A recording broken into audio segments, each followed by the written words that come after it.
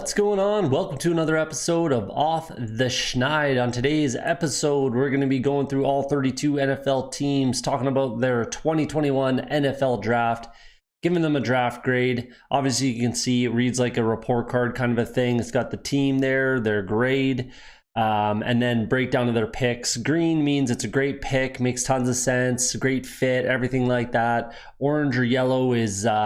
It was an okay pick, made sense with where they got him. They didn't steal him, anything like that. Makes sense for the team needs, everything.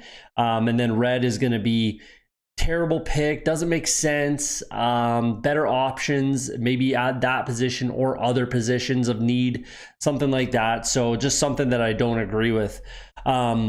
So there you go. A- for the Dallas Cowboys. Last year, I think I had them as one of my 2 A+ teams. So still a good draft. I think they were one of the teams that had the most draft capital this year.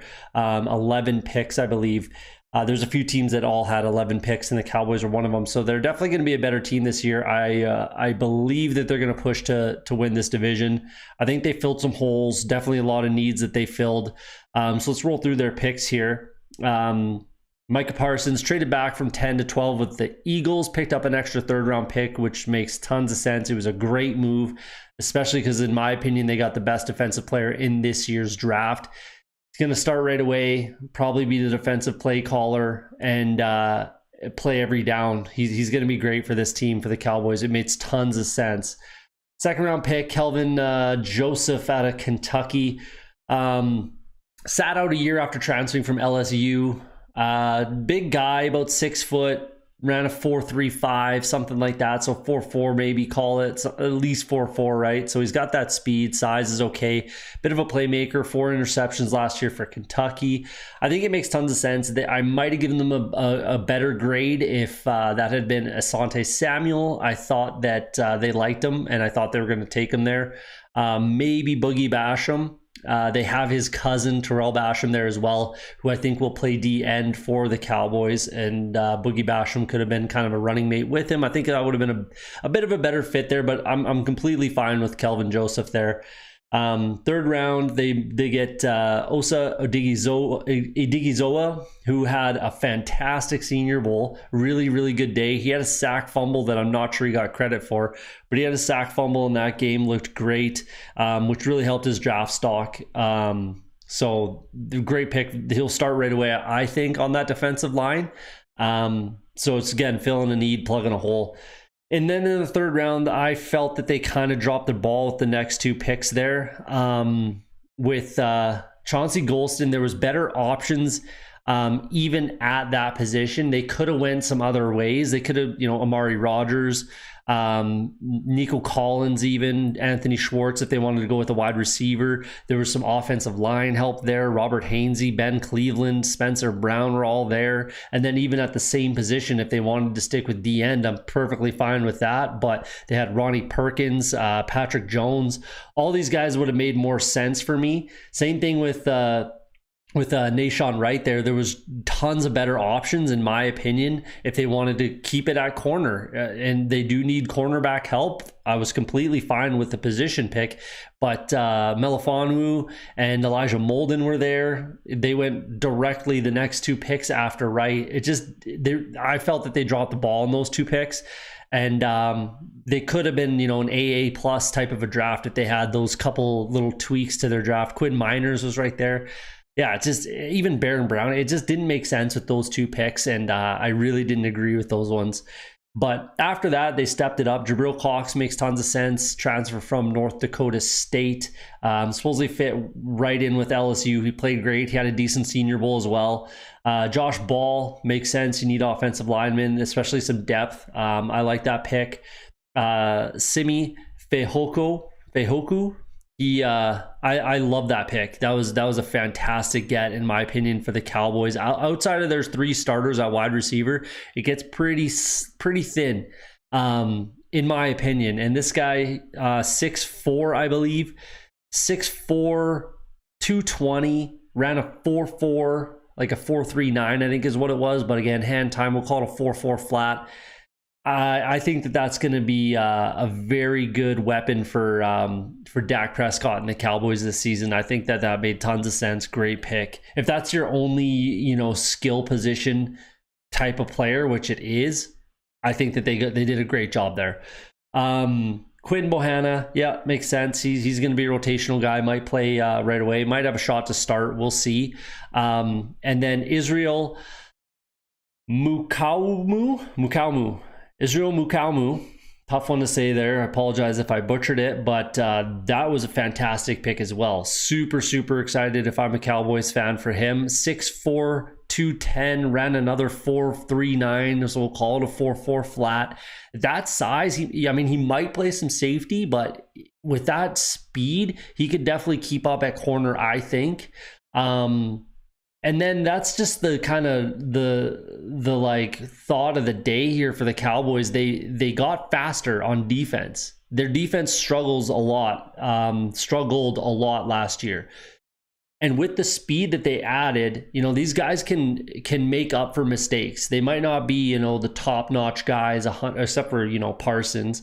They might not be the cream of the crop types of guys, but they can make up for any mistakes and any shortcomings they may have with speed. That's how I look at it on defense. I love speed on defense. It just makes too much sense. You can make up for mistakes that might happen. So that's what they did. Mukaumu, Jabril Cox, even Kelvin Joseph, 4.35, and then Parsons. They got faster, they got better, they got more dangerous on defense, and that's what the Cowboys absolutely had to do with their draft. So all around, above average draft, makes tons of sense. Cowboys are gonna have a shot to win the division this year. Let's move on.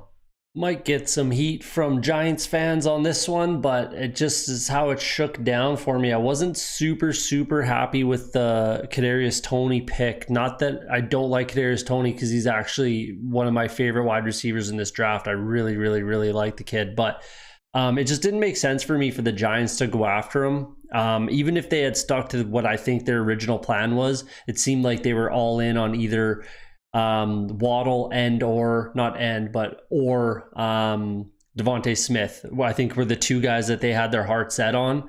Once they both went off the board before the Giants had a chance to pick either one of them, they just it seems like they just went with the third guy on their list type of thing. It is a good thing that Gettleman traded down for the first time in his career as a general manager. So he traded down to pick Toney, which is, good. It's better than, and they did pick up a first round pick. I love the trade. I love the trade down. Absolutely. I didn't think Kadarius Toney was what they needed and what will put the Giants over the edge this year. I think, if you were 100% certain that Daniel Jones is your guy and he is, one of the guys in the NFL, like a top 15 quarterback at least, right? Then sure, get him the weapons that he needs to succeed. But do we really think that Daniel Jones is that guy and he's Kadarius Toney away from being, a stud quarterback? And you can't convince me of that. So it just doesn't make sense with what they got going on with their roster.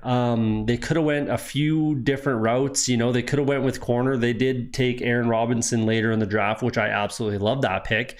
But if, Caleb Farley's on the board, Greg Newsome, even Eric Stokes, Tyson Campbell, Odafe Owe, Joe Tryon, you know what I mean? Like all those guys are available. If they had traded back again, maybe that would have been another good move, but either way, I just didn't love the pick with Kadarius Toney there, and I really wanted him to go to another team where he'd have more of a chance to succeed as well and get more reps, get more, I don't think Daniel Jones is the guy that's gonna drag this team into the playoffs, and he needs as many weapons as you can get your hands on. You know what I mean? I just don't think that, and you can't really convince me of that. So there you go, Azeez Ojulari. And here's a weird thing. If they had flipped those two picks, if Azeez Ojulari was their pick at 20 and Kadarius Toney was their pick at 50, not that I think he would be there because I don't think he would be, I would have liked this draft more. You know what I mean? That's the weird part about it. I would have liked their draft more if that's the way that their picks had gone. I think Ojulari fell. I think there was some issues with health, like a knee or something like that, is why he fell. But you know, we don't know all the information right now in the world we're living in. It's tough to get all the information on medicals, so that's clearly why he fell. I thought he was a first round talent, but it was a great pick for them at 50. It's a great pick. So it's a weird thing that I would have given them a better grade if that's how it had gone down. But again, Tony wouldn't have been there at 50. I don't think so. Here we are. Aaron Robinson, love the pick. Makes tons of sense. He's definitely going to help out that back end of the defense. Ellerson Smith had a fantastic Senior Bowl. Really liked what I saw there. He's kind of raw, but he's big, tall, fast. Made great decisions in that game. You know, I didn't watch tape on him. That I don't have time to watch tape on every single one of these guys, but he looked great in the Senior Bowl in a lot of different ways. So that's a great pickup there. The only reason it's not a green is it wasn't like an amazing, you know, selection. If they had gotten him in the 5th round or 6th round or something like that, then that would have been great value and that would have pushed him to having a green grade there. But it was a great pick, and he's going to fit in well with that defense, I think, and make them a little bit better. Gary Brightwell, I didn't like that pick just because there was some better options for them that were available. And I thought Larry Roundtree was that guy. Realistically, I thought he was the guy that they would have went after or should have went after. He went 2 picks later. Even like a guy like Chris Evans, if you're throwing a dart, you know, at that point, I think that there was better options. Khalil Herbert was there. You know, I thought there were some better options for them at running back, because I'm okay with them picking a running back, but I just thought there were some better options there for them. Rodarius Williams, sure, why not? He'll help out on the back end, play special teams, 6th round pick. You never know what you're going to get there. So it was an okay draft. Like realistically, the draft grade might seem worse than, you know, it was, because they did have an okay draft and they did fill some holes and plug some needs, but it's just how it shook down with where I was at with the rankings of teams. There was just other teams. The biggest thing is there wasn't too many drafts that were completely god awful. That was kind of what it was for me. Last year, it was very easy to give my F grades. This year, it was actually pretty tough to find teams that had horrible drafts that I just did not like or agree with at all. And that's kind of how I felt about the Giants here. It wasn't a horrible draft, but the grade looks like it. So there you go. And that might be a bit of a theme throughout the episode. So Giants are going to be a decent team. Don't think that they're going to win this division this year. I just don't think I can get behind Danny Dimes like that. So we'll see. I think they might just be a quarterback away. We'll see how it shakes down for the Giants this year, but we'll move on. The Eagles had a pretty decent draft. I might have been a little generous with the A-. It might have been more of a B+ type of a draft for the Eagles. I know they didn't have any picks that I didn't agree with at all, but I feel like they could have taken a defensive end with what they ended up with and what they did. I feel like there might be a bit of a move towards more of a 3-4 type of tendencies anyways. Maybe like a Tampa 2 type defense with Jonathan Gannon there now. Obviously Jim Schwartz was a 4-3 guy, and the defense fits what he liked to do. But, you know, with a guy like... So we'll start in the 3rd round, I guess, because I just want to talk about Milton Williams. There's already comparisons being made between him and Aaron Donald, which is like the highest praise you could get right now as a comparison, right? So he tested well. He played well. I mean, small school guy. They're obviously taking a bit of a chance on him. They do still have Javon Hargrave and Fletcher Cox obviously still there. But I think Marlon Williams definitely is going to push one of or both those guys kind of a thing. If he is what they want him to be, then he's going to push one of those guys. And they're, you know, I don't know. Again, I think I might have been a little generous with the pick there, especially because they got Marlon Tuipulotu later in the draft as well. which was, I don't know. I'm not sure. Maybe we'll see more once it's a new coaching staff. So we'll see when the season starts kind of how their defense is going to look and how it's going to function. So I might change my tune. I'm kind of humming and hawing, but either way, decent draft for the Eagles. I absolutely love the Devontae Smith pick. He's going to immediately be the best receiver on this team, in my opinion. I don't think there's any question of that. I absolutely despise the Jalen Reagor pick last year. I didn't love that at all, and I absolutely love this Devontae Smith pick. Again, number one receiver on that team starting this season. Right now. Landon Dickerson, I thought was a great pick as well. Pretty good chance he could have went in the first round. I think he might need a few weeks to kind of get into it. He tore his ACL, so he's got to recover from that and then kind of get into it, which there's no real rush for him to like play and start right away. That's for sure. I think the long-term plan is probably to have him. I think this might be the last year for Jason Kelce with the Eagles, and then Landon Dickerson slides right in and you got your starter at center for the next 10 years, just like Jason Kelce was. So I think that's a great pick. And like I said, immediately he becomes kind of a swing starter. Depending on injury, he could start anywhere in the interior, either guard position and obviously play center as well. So long-term solution at center, short-term solution as a swing interior guard type of a guy, which was definitely a need for this offense and this offensive line. Zach McPherson, yeah, that's a great pick. Makes sense. They definitely need some help on the back end at corner, especially. I'm not sure about Avonte Maddox. We'll see what he does this year. This is a big year for Avonte Maddox, in my opinion. Kenneth Gainwell, I love Kenneth Gainwell. I think that he might be the best running back on this team right now. Maybe. Miles Sanders is very good, a little bit injury prone, but I think that there's a conversation to be had that Kenneth Gainwell is the best running back on this team. I just do. The weird thing is, and I don't really like it with the Eagles, is there's just so many guys there now. You got Miles Sanders, who's probably the starter, Boston Scott, who's been doing really good things for that team, and it would actually is a bit of a shame that I think he falls behind Gainwell now. Because I like Boston Scott, but then they brought in Kerryon Johnson. They brought back Jordan Howard, who might end up, be a cut anyways. But Kenneth Gainwell's dangerous, man. I really like him. And I think that he makes his team better.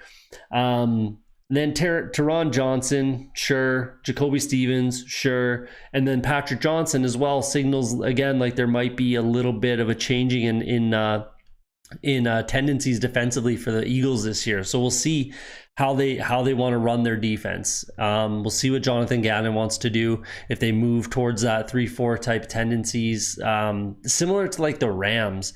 I mean, obviously the Aaron Donald, comparisons make sense that I would compare this defense now. You know what I mean? But they still have two very good defensive ends in Derek Barnett and Brandon Graham. And Josh Sweat. And then Fletcher Cox, Javon Hargrave, now Milton Williams. It's a weird. I mean, you can never have too many pass rushers and guys that can play on the defensive line. I guess, especially if you are thinking about a bit of a Tampa 2 where it's, the line gets after the quarterback type of thing. But we'll see. I think the Eagles got better this year. That's for sure. I think they got a pretty bad grade for me last year. And I think that they did pretty well this year to fill some holes and make their team better. So there you go. I think the Eagles still probably finish, potentially last in this division this year. I think every other team just got better, and especially in free agency. And there's a little bit of turmoil, turnover, that kind of a thing with the Eagles franchise. So we'll see where they end up, but decent draft grade, and we'll move on to the next team. Pretty average draft for the Washington football team. I think they had a B- last year for me as well. Could have been better in places. I thought they did well in other places. They definitely filled some needs. They're a better team. I thought they could have went with, potentially a quarterback in some spots. But I mean, I'm not upset about that. I love the Jamin Davis pick. I had them picking JOK, Jeremiah Owusu-Komora. I thought that he would have been a great fit there as well, but they took a linebacker still and a bigger guy. I think he ran like a 4.4 as well, 4.39 or something like that. So I love the pick with Jamin Davis. I'm completely okay with that. Might have been a bit of a reach, people probably say, but I'm fine with it. And then Samuel Cosme in the second round was great as well. Makes tons of sense. We'll have a shot to start at left tackle year one for the football team. So those two were very good picks. And then moving on, Benjamin St. Juste, Canadian. Solid player. He had a pretty good Senior Bowl. Might play a little bit of safety, bit of a bigger guy. We'll see kind of where he ends up, but a solid guy to have on your defense. I'm fine with that. Dyami Brown, I'm not sure how I feel about this pick still. I love the player, not sure about the fit. They went out and grabbed Curtis Samuel, Adam Humphries. Kelvin Harmon comes back from injury. They got Antonio Gandy Golden. Cam Sims is still there. Steven Sims, Isaiah Wright. I thought it might have been a better option to go and bolster that offensive line potentially. Even add another defensive end. They did that later on in the draft, which I'm happy with that as well. But I didn't think that was the best pick they could have made right there. And again, I love the player, back-to-back 1,000-yard receiver at North Carolina. I definitely like the player. So we'll see how it shakes out. I might change my tune a little bit, but I'm just not sure about the fit there. John Bates, not that I don't exactly like John Bates either. Again, he had a decent Senior Bowl, but Brevin Jordan was the guy for me there. If I'm, a football team fan, I would probably rather Brevin Jordan there, or maybe like if you want to take a shot on a bit of a project type guy, Zach Davidson, former punter, oddly enough, tight end, small school guy, caught 15 touchdowns last year. The small school tight ends seem to do relatively well in the NFL, given some time. Obviously, tight ends don't usually make a huge difference at the NFL level as a rookie. We'll see what Kyle Pitts does this year, but usually tight ends aren't light the world on fire in their rookie season. So either way, it's not a horrible pick. I might have been a little tough on it there, but I just thought there was a better option in Brevin Jordan, a for sure better option in Brevin Jordan, personally. Derek Forrest, nothing wrong with that. He'll play on special teams and probably be a backup safety there. I really didn't like the Cameron Cheeseman, in the 6th round. You got 3 7th-round picks. You might as well grab him there. He probably wouldn't have even gotten drafted. Hard to say, but he was a Senior Bowl invitee as well. So I don't know. You need a long snapper, I guess, but I don't think you need to grab one there in the 6th round. But then in the 7th round, they got some really good value. William Bradley King and Shaka Toney, I thought were great picks there. 7th round. They're going to be, obviously backing up Chase Young and Montez Sweat for sure. And maybe not playing a ton of reps because those guys will be on the field pretty much, every down. They're not coming off unless they're tired. And in which case you got these two guys that can get some reps then. So I definitely don't mind those 2 picks. They needed some depth there, and they got great value. So I definitely like the picks. Dax Milne, again, another guy that I just like. I don't think they really needed to go after wide receiver in this draft. It's okay that they grabbed him in the 7th round. I'm okay with that. But I don't know. It's okay. It's just okay for me. Him and Dyami Brown, even though if Dyami Brown went to a different team, I probably would have had it at Green and liked it a lot more depending on the team and the fit and everything like that. It just didn't make sense for me. So this is basically like an average draft for the football team. The reigning NFC East champs. We'll see where they finish. There hasn't been a back-to-back winner in the NFC East since the Eagles did it in like 2000, 2001, something like that. So it's been like 20 years since there's been a back-to-back winner. So, I don't particularly subscribe to that kind of a thinking, but when there's that much of a, sample size for it, you can't just ignore it. So it's hard to say that the football team just wins the division again this year. Do they have the team for it? Absolutely, especially on defense. But it's just hard to say that they're going to go out there and win the division again. And, hopefully if I'm a football team fan, I think looking at Gardner Minshew would be a great fit for this team, present and long term. I think they're going to stay with what they have, but it is what it is. So there you go. There's your draft grade for the Washington football team. And let's move on. Really like the draft for the Bears this year. I think they got a pretty poor grade for me last year, but they took some shots, man. They took some chances. Matt Nagy's coaching for his life, and And Ryan Pace is, making moves like his job depends on it, because both of their jobs, they're both on the hot seat right now.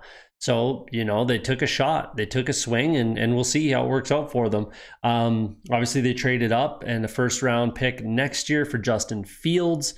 I thought it was a little, I didn't expect it to happen. I didn't expect, a lot of people are thinking the Washington football team and the Chicago Bears were two candidates to move up. I didn't expect it to happen just because I didn't think that basically the Giants, I didn't think the Giants would trade down. I just didn't think that they would go.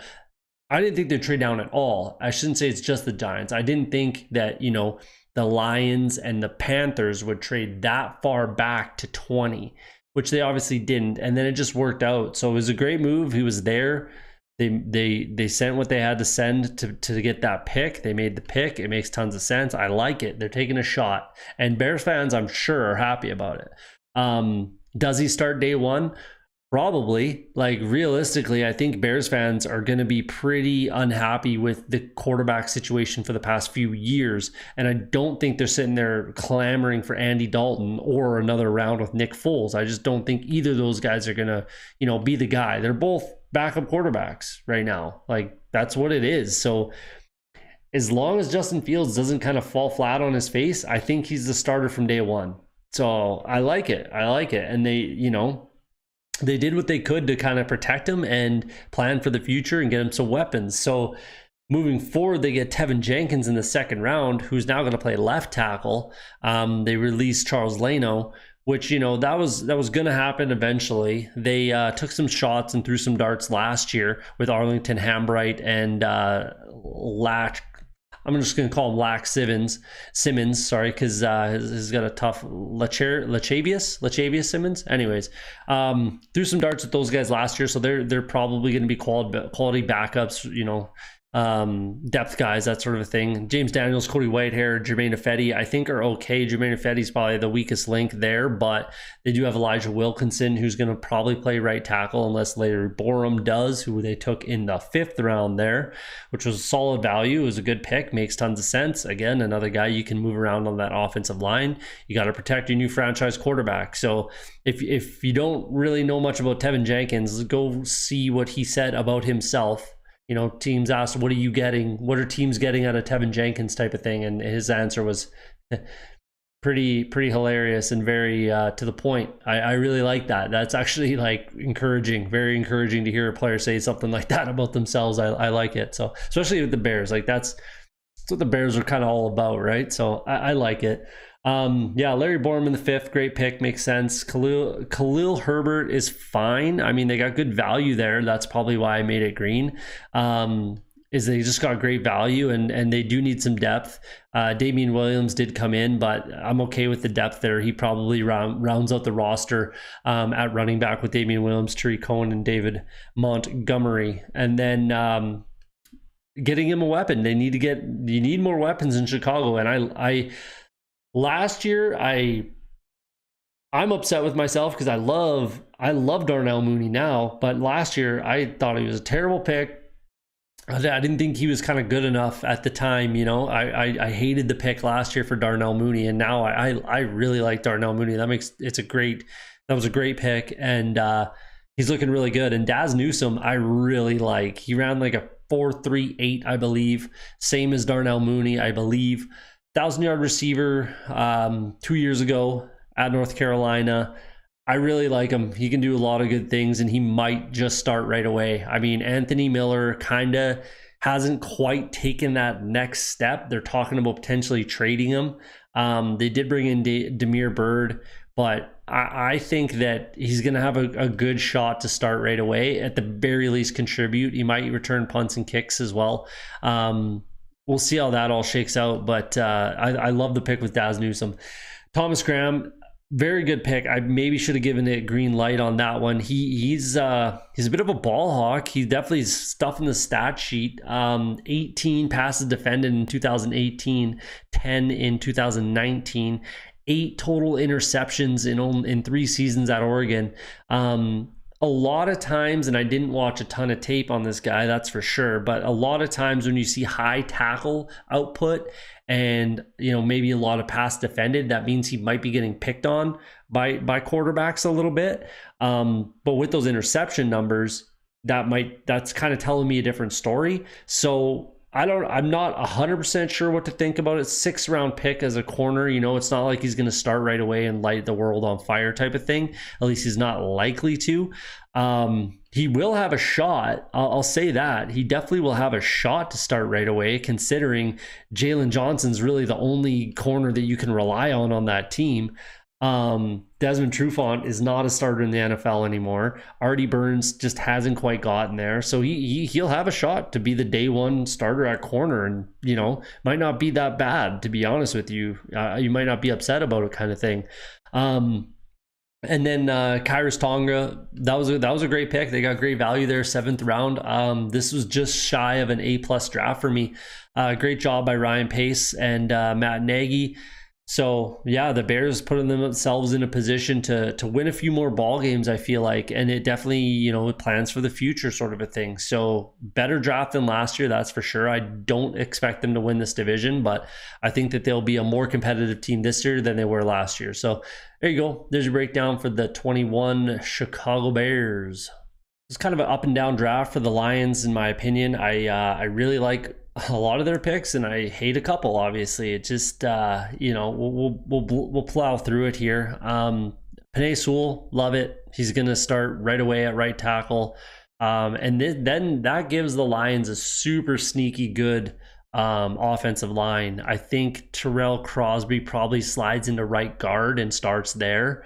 So you got Penei Sewell, Terrell Crosby, you got Frank Ragnow, who just I think became the highest paid center in the league. You got Jonah Jackson, who I believe was a 3rd round pick last year, who they really like, makes tons of sense. And then Taylor Decker, that's a very good offensive line, in my opinion. And you know, DeAndre Swift is definitely going to be loving that, and Anthony Smith as well, Anthony Lynn as the offensive coordinator. So I think they did a great job filling up the line. You know, like I didn't I thought that they would take Micah Parsons with their 1st round pick, but this I'm not mad at it at all. It's a fantastic pick, makes tons of sense.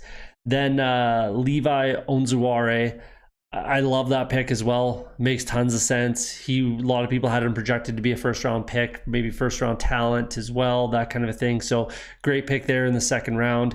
And then they just, with that selection, they didn't need to grab Aleem McNeil. You don't need that guy after you take Onwuzurike.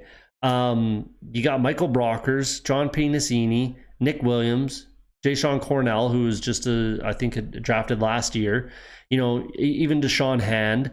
You know, you got guys that are similar, and you just picked, not that I don't like Aleem McNeil, it just didn't make sense for me when you just picked Onwuzurike right there. This didn't make sense for me. There was a lot of other needs you could have went with. I think you could have went with a weapon. Even like Milton Williams might have made more sense, who went right after, the immediate pick after. Even Odigizua, who went to the Cowboys, that is a better pick in my opinion. But Chaz Surratt is really the guy right there that makes tons of sense to me. Chaz Surratt, or maybe Buddy Johnson, who went later in the draft as well. You could have juiced up the offensive line, maybe. Again, a weapon, De'Ami Brown makes tons of sense. Amari Rodgers, Nico Collins.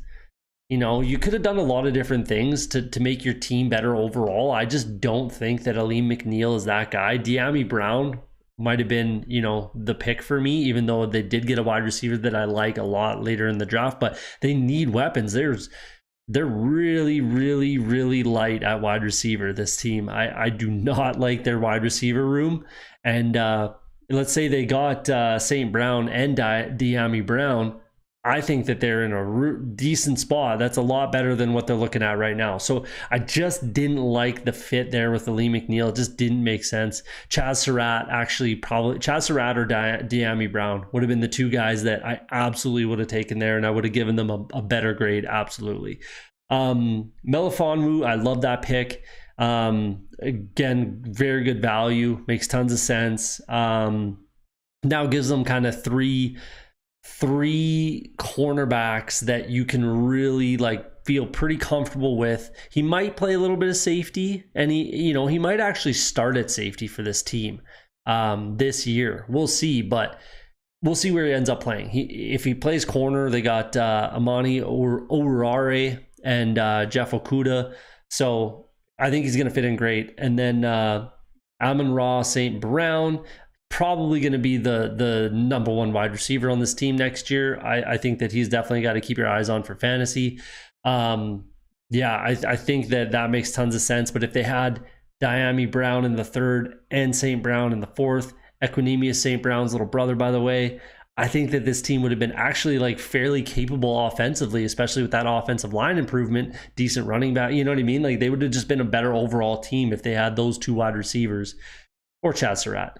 Derek Barnes, that's I think where they should have went with. They could have had Buddy Johnson instead. They do need a linebacker, so like again, Chad Surratt was right there.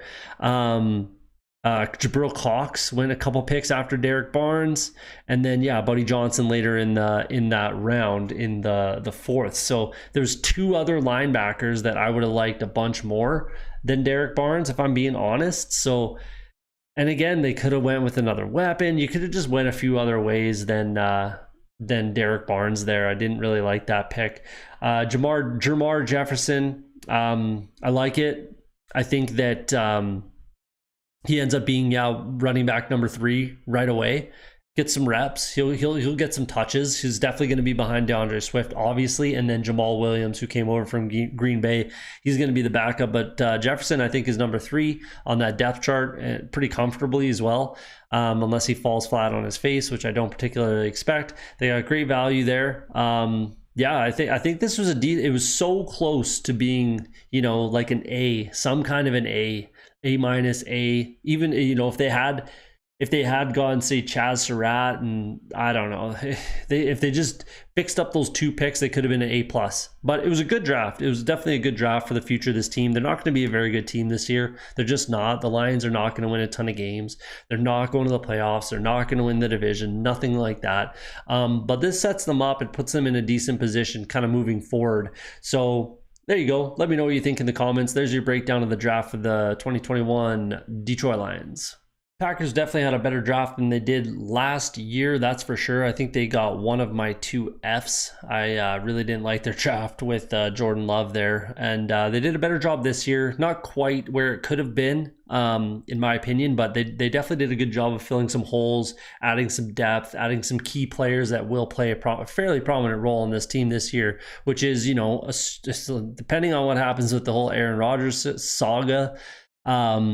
I expect him to be a Green Bay Packer. We'll see. You just do not move a guy like that. You just do not. Same thing with Russell Wilson. Same thing I said about Russell Wilson. Same thing I said about Deshaun Watson before all the allegations came up, whatever. You do not move a quarterback like that. Once you get a guy like that, you don't move on from them, period. You know how hard they are to find? Anyways, we'll see what happens. But, either way, they did a good job of filling out the roster. Eric Stokes was a little bit of a surprising pick for me. I definitely thought that they would go with a corner. I don't mind the pick at all. They had Tyson Campbell. I can't remember who I had them taking. Might have been Zaven Collins. Anyways, I love the corner pick. Tyson Campbell was right there as well. Asante Samuel, a lot of people thought they might take.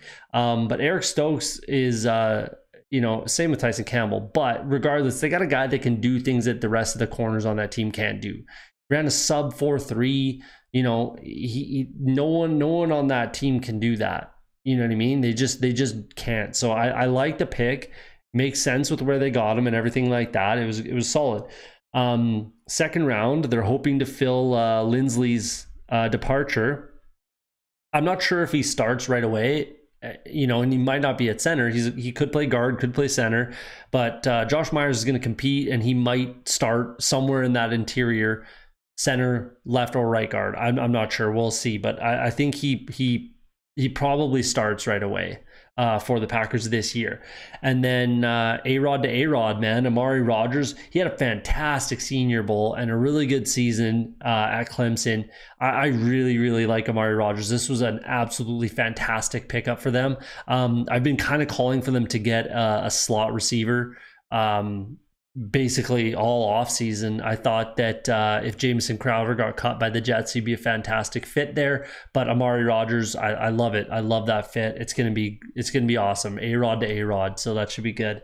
Royce Newman might be a better than orange or yellow there for me. He I just was rewatching the Senior Bowl last night, and he actually played left tackle in that game and did really well. So with Bakhtiari potentially not being, 100% ready at the start of the season, I, was calling for them to draft a guy that could play there in a pinch.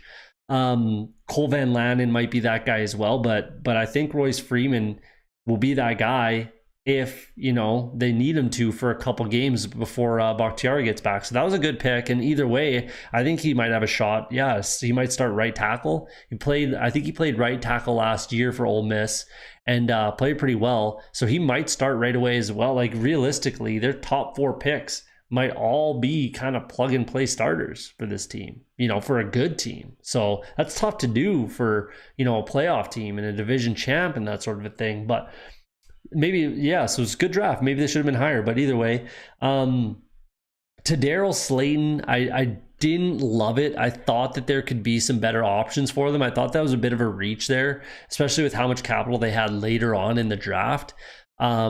Could have went with a guy like KJ Britt. I think KJ Britt would walk into this team and be the best linebacker on the Packers, to be honest. I think that would be a potential for him. Semi Fehoko, I thought he would have been with a team like the Packers, you are a few weapons away from not being a contender, but potentially winning the Super Bowl, So add a couple weapons. They did get Amari Rodgers. I love that. And I've been saying for a while, they kind of backdoored their way into having more weapons than people think. But hey, in the 5th round, if you're getting a guy that can be a difference maker on offense, I think that you should definitely look at it. So Bahoku was there, Cornell Powell even. If you want to stick with, defensive kind of line, Ogundeji was there, who had a really good Senior Bowl as well out of Notre Dame. Even like I would have rather Ben Mason there. The Packers do roll with a fullback sometimes. They got DeGuara there. So I just didn't like the pick there. It just didn't make tons of sense to me. But then moving forward, Shamar St. Charles or Shamar Jean Charles, decent pick there. They definitely need back end help, so there's nothing wrong with that. Cole Van Lanen, local guy, again can move around the line and in a pinch might be able to start at left tackle. Sorry, in an absolute pinch. But I think Royce Newman's that guy. Isaiah McDuffie, man, I think he's a little bit underrated, kind of flew under the radar. He might be the best linebacker on the Packers. He'll have a shot to start right away, at least compete for it. Bit of a tackling machine, had over 100 tackles last year, 6.5 for a loss, 3 sacks. He's a guy that you can kind of move around, and he's a player, man. Boston College linebackers, I'm a fan of. So yeah, that's a quality get right there. Kylan Hill, sorry. Kylan Hill probably is the number 3 running back now. He probably takes over for that Jamal Charles kind of a spot, or sorry, Jamal Williams. Jamal Charles. Anyways, I think that the majority of the total running back touches, passing, running, go to Aaron Jones and AJ Dillon, more so than it did last year where they had kind of a 3-headed thing. I think that those two eat up pretty much all of them, when they're both healthy. And then Kylan Hill might squeak out a couple. He's going to have to compete for that spot as the third on the depth chart at running back. But I think he's probably the most talented one of the guys that they got there right now. So not going to touch the ball a ton, but he's a good quality depth guy. So all around above average draft. They definitely filled some holes. They got some plug and play starters and some guys that can play right away for a Super Bowl caliber team. Not that I think they'll get there, and not that I think they'll win it, but they're a Super Bowl caliber team as long as they have Aaron Rodgers on the roster. Caveat. But yeah, they did a good job of filling out the roster, added some depth, added some competition, and some potential starters right away. So there you go. Let me know what you think in the comments. There's your breakdown of the draft for the 2021 Green Bay Packers. The Vikings started pretty hot and heavy. I was pretty high on their draft. Obviously, with the first 3 rounds were looking quite good. Then it kind of fell apart a little bit, but also not really. And I'll explain what's going on there. So, traded down, grabbed Christian Darrisaw, which is fantastic for that team. Just makes the offensive line so much better. They picked up some draft capital, and they needed a left tackle. I had them trading up to grab Rashawn Slater out of Northwestern. Didn't end up working out that way. They trade back and get, a guy who's, could be better. Maybe, he's very, very, very quality at left tackle. So great get there in the first round. No picks in the second round. And then get Kellen Mond kind of fall in their lap in the third. It just made so much sense to take him there. I was screaming for them to draft a quarterback last year. They never ended up doing it. And then here they are, they grab Kellen Mond, who might just be their quarterback of the future. Kirk Cousins is under contract this year, but they could walk away from him after this season. Do they do that? I don't know. We'll see kind of how it shakes out. If I'm being honest, you might want to just hold on to him. They do save a ton of money. We'll see what happens, but I really, really, really liked what Kellen Mond did in the Senior Bowl. MVP, obviously, but if you watch the game, they were down and looking terrible. And then, Matt Rule at the half is like, hey, who's going to make some plays? Who's going to be the guy to make some plays? Who's going to get us on the board kind of a thing? I think they were getting shut out at the time. And Kellen Mond comes out, scores on the very first drive in the third quarter, start of the second half, and then scored again, and two-point conversions. Like he looked great, and he was, there's a few guys 2 years ago in the Senior Bowl when Herbert won the MVP. There was a bunch of guys that I thought should have won the MVP, potentially over Herbert. This year it was cut and dry, clear cut. No one else deserved it besides Kellen Mond. So yeah, I thought that was a great pickup for them. A very, very, very good pickup. And we'll see what happens at the quarterback position for the Vikings.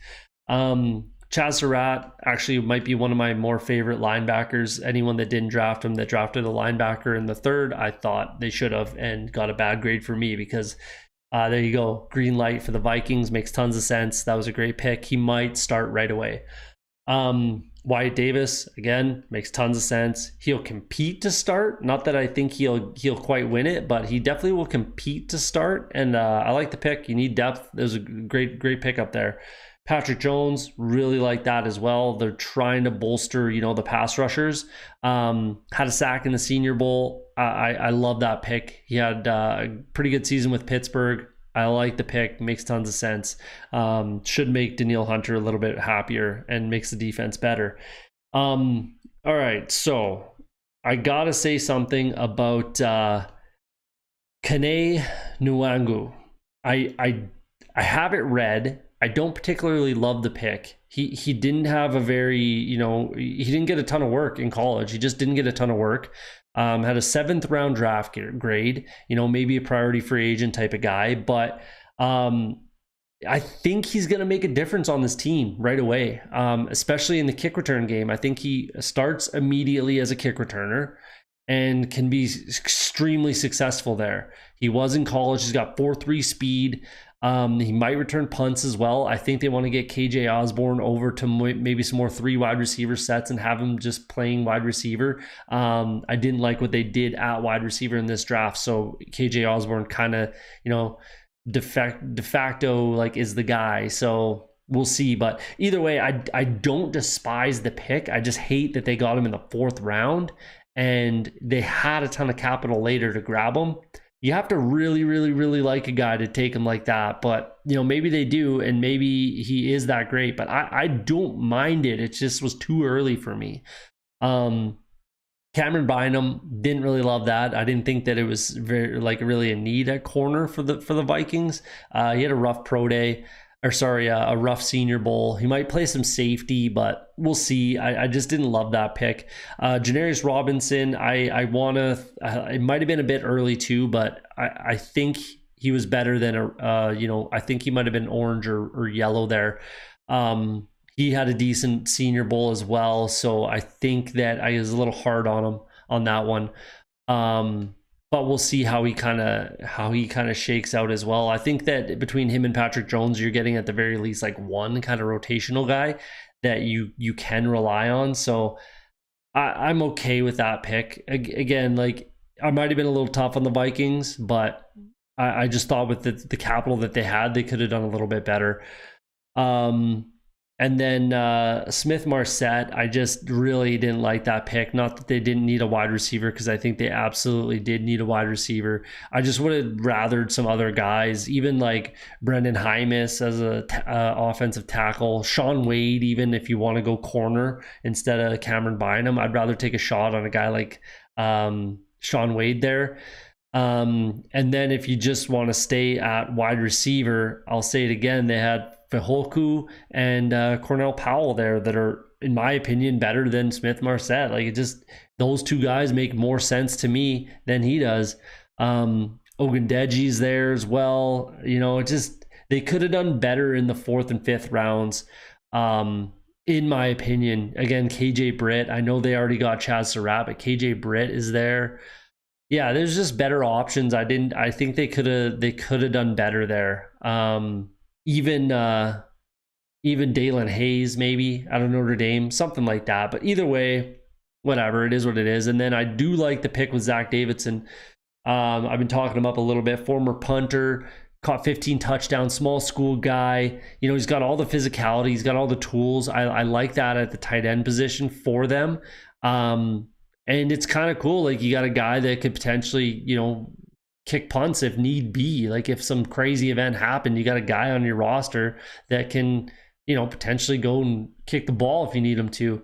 I do think that Irv's going to swerve this year. I really like Irv Smith heading into this season. Tyler Conklin looked quite good, finally getting a shot last year. But I think Zach Davidson could be, down the line. He's going to take some time to develop 100%, but he could be one of those guys.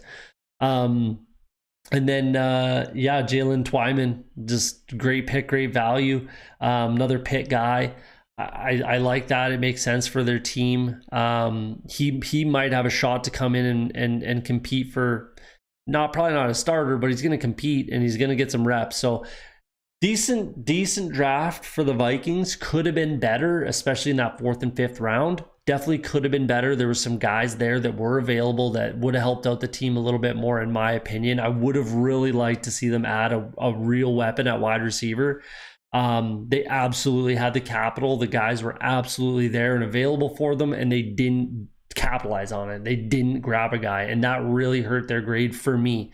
You can't just sit there and rely on Justin Jefferson and Adam Thielen, and that's basically it at wide receiver in today's NFL. You just can't do that. So that's what hurt their draft for me the most, if that makes any sense. So there you go. There's your draft breakdown for the 2021 Minnesota Vikings. So here's another team that started hot and heavy and kind of faded for me on draft day. So Kyle Pitts, obviously a huge difference maker. Love the pick. That's who I thought they would take. Makes tons of sense. Love it. Makes tons of sense. Grab a guy that's generational talent. 4th overall. Makes the most sense. Great pick. Richie Grant, love that pick as well. Probably going to start right away. I think Jalen Hawkins, I think it's a shot to start right away, and then Richie Grant might be the other guy at safety. So that's a good pick. I love it. Super happy with that. Jalen Mayfield, left tackle starter at Michigan. I think that makes tons of sense depth wise. They do definitely need to protect Matty Ice a little bit more than they did last year. The starters probably stay the same for the most part, but he might slide into left guard and just start today, right now, sort of a thing. So realistically, they could have 3 starters in their first 3 picks, and I think they probably do. So those are great picks. All make sense. Love them. Then they kind of fell off the rails a little bit. I don't mind picking a corner, but I really hate that they didn't pick a running back at all. I really, really, really hate that, considering the guys that were available for them. Just looking through the draft, we got Ramondre Stevenson was there. The 2 big guys that were available for this pick, the other 4th round pick, their 5th round picks, especially the one I don't agree with, Chuba Hubbard and Kenneth Gainwell were there. And that's just like, you can't, I don't know, you can't pass up on either Hubbard or Gainwell. To me, Ramondre Stevenson, sure, if you don't like him, whatever, but he would have been better than what they have, in my opinion. I don't mind Mike Davis, but I don't think he's a start every week, every down back type of guy. I really, really do not. And you had some guys that absolutely can be that guy for this team, especially Hubbard and Gainwell. So I don't love the pick with Darren Hall at all. There was a couple of corners that would have been better fits if they did want to go that route. Maybe Zach McPherson would have been okay. Robert Rochelle, they could have went a couple different ways with this pick, other than picking a guy that I don't think does much for this team. We'll see, and maybe I'm completely wrong. Small school guy who didn't really light it up. He had a better year 2 years ago than last year, but I just don't love the pick at all. Drew Dahlman, starter at Stanford at center for 3 seasons. Yeah, good, fine with that. Absolutely fine with that. Depth pick. Makes sense. Taquan Graham, again, it just doesn't make sense. I mean, here's the thing, interior line was a weak spot in this draft this year. There's not too many defensive tackles that were really blowing people away. So, and maybe it is a point of a need a little bit, but you can adjust, especially with the type of defense that the Falcons like to run. You could adjust a little bit and just take kind of the best guy. They did get Ogundeji, who I really, really like, but that means that you don't need to get Taquan Graham, in my opinion. And then you got Gainwell right there, who they could have had. It just doesn't make sense to me. He went 2 picks later, and that would have made this overall team, even if they stayed with Darren Hall in the 4th and then get Gainwell instead of Graham, I bumped this up to at least a B+, maybe even in the A's. I really like the Avery Williams pick. I really like Frank Darby. Had a really good Senior Bowl kind of week. Played okay in the game, had some drops and whatnot, but stats were there, for Frank Darby. I don't mind that. They could have had a much better draft than they did. They kind of fell apart there in the middle rounds a little bit with those 2-3 picks, where they could have absolutely had a difference maker at running back. But all around, they had a good draft. I'm not upset with what the Falcons did. They just kind of dropped the ball at running back there. And it's still a huge point of need on this team. I don't know if they're looking at a free agent like Lev Bell, or I don't know who they would be looking at. Todd Gurley bringing back. I don't know what they're thinking for running back, but they're definitely going to need somebody. Unless there's some undrafted free agent that comes in and kind of wins the job and takes over. Javian Hawkins came in. Maybe he's that guy. He's got some definite talent, but I don't know. I would have given them a much higher grade if they had taken a guy like Chuba Hubbard or Kenneth Gainwell, which they absolutely could have done. They had the assets. They were right there for them to take. They didn't do it, so it is what it is. But there you go. Let me know what you think of your comments on that one. There's your breakdown of the draft for the 2021 Atlanta Falcons. So right off the top, I would like to retract the red for Keith Taylor, make it an orange, yellow, whatever you want to call it. I think that was a better pick than I gave it credit for right off the hop there. Rewatched the Senior Bowl, had a very good Senior Bowl, and And I think that that's an okay pick there. I mean, maybe I probably had it read because they don't particularly need a corner. Dante Jackson, AJ Bouye, Troy Pride, then they draft JC Horn, and then they got Rashad Melvin there as well. Keith Taylor, maybe they see him playing safety. I don't particularly think that he plays safety, but I still think it's a better pick than that, and it might bump up this draft a little bit. I think the Panthers had a very good draft. I really do like their draft. Last year they had a pretty good draft as well. Matt Rule coached the Senior Bowl, grabbed a few guys that were in there, which we'll go over. But starting off the top, JC Horn was my cornerback one. I didn't expect the Panthers to take a corner. I really didn't. But they got the best one in my opinion, and he probably starts right away. Pretty much definitely starts right away on a team that struggled with the pass defense, so they did what they could absolutely to bolster that and to get better. So, it's not like they were just ignoring a big problem. So there you go. They did what they did. And later in the draft too, but either way. And then second round, they get Terrace Marshall. Joe Brady gets an LSU wide receiver. I love the pick. Makes tons of sense. He's going to get a lot of playing time, a lot of run. Immediately becomes the number 3 kind of wide receiver. If they run 3 wide receiver sets, he's going to be one of the guys. DJ Moore and Robbie Anderson as well. They got David Moore, and then Shi Smith came in as well. Brady Christensen in the third round. He might have been a second round talent for me, potentially. I love that pick right there. Makes tons of sense. He's going to compete right away with Greg Little for that left tackle spot. I think Cam Irving is the backup at right tackle behind Taylor Modden. Either way makes this offensive line better. He might start at guard or something. Maybe you kick him inside. I mean, you got options with a guy like that, and Greg Little too now, and competition. So there's nothing wrong with that. Love the pick. Tommy Tremble comes in. And here's the thing about this draft. You can't, last year I personally said I think they absolutely need to address the defense completely. Every single pick was a defensive player, which I loved. I love that. It has made sense for what they needed. Now they need some weapons. They go out, get some weapons. So, and they add to the defense. It was a really good draft. I maybe should have bumped it up to some kind of an A, but it's tough to suss it all out. So Tommy Tremble comes in. He's going to help out. They got Dan Arnold and Ian Thomas there already.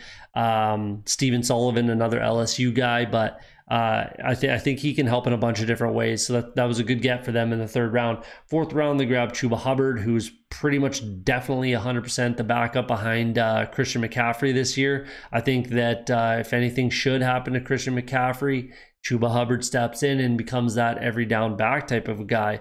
So that was a great get by them in the fourth. I won't go through all of them. Davion Nixon was a good pick. Nothing wrong with that one there. Keith Taylor, again, I think I was a little too rough on that. I think that's just fine there. Deontay Brown, you're gonna have to watch his weight. He's a big boy, big boy. You're gonna have to watch his weight a little bit. And now maybe that he's getting paid to play, he will, watch that a little bit more and get his conditioning up, whatever you want to do. But you got to watch his weight. But that was great value there. Alabama, big boy, run blocker type of a guy. Not great in pass coverage, but very good in the running game. Shi Smith comes in. He was on Matt Rule's team in the Senior Bowl. So was Deontay Brown and Thomas Fletcher as well. So Shi Smith had a really good Senior Bowl. He looked really good, played really well out of the slot. He might get some run, right away out of the slot for this team. I mean, he might make the back end of my rookie mock draft stat projections. Take a look at that coming out in about a week or so. I thought that was a great pick. Made a lot of sense. 6th round, that was great value. Thomas Fletcher, long snapper, sure, from Alabama. I'll give it to them because of the pedigree. He was at the Senior Bowl on Matt Rule's team. They must like him. Nothing wrong with that. Might be a bit of a reach, but it is what it is. And then Phil Hoskins in the 7th round. Nothing wrong with that. He'll come in and compete. So good draft, man. Good draft for the Panthers. make tons of sense. They bolstered that defense a little bit more, especially like I said on the back end, and then got some weapons for their new quarterback Sam Darnold. So he definitely can't complain, and protected him. You know, they did a little bit of everything that they needed to do for this team. If I'm a Panthers fan, I really, really like the trajectory that they're taking and where they're going as a team and franchise. So Matt Rule is doing a fantastic job, in my opinion. And I think the Panthers win a few more games this year. So there you go. Let me know what you think in the comments. There's your draft breakdown for the 21 Carolina Panthers.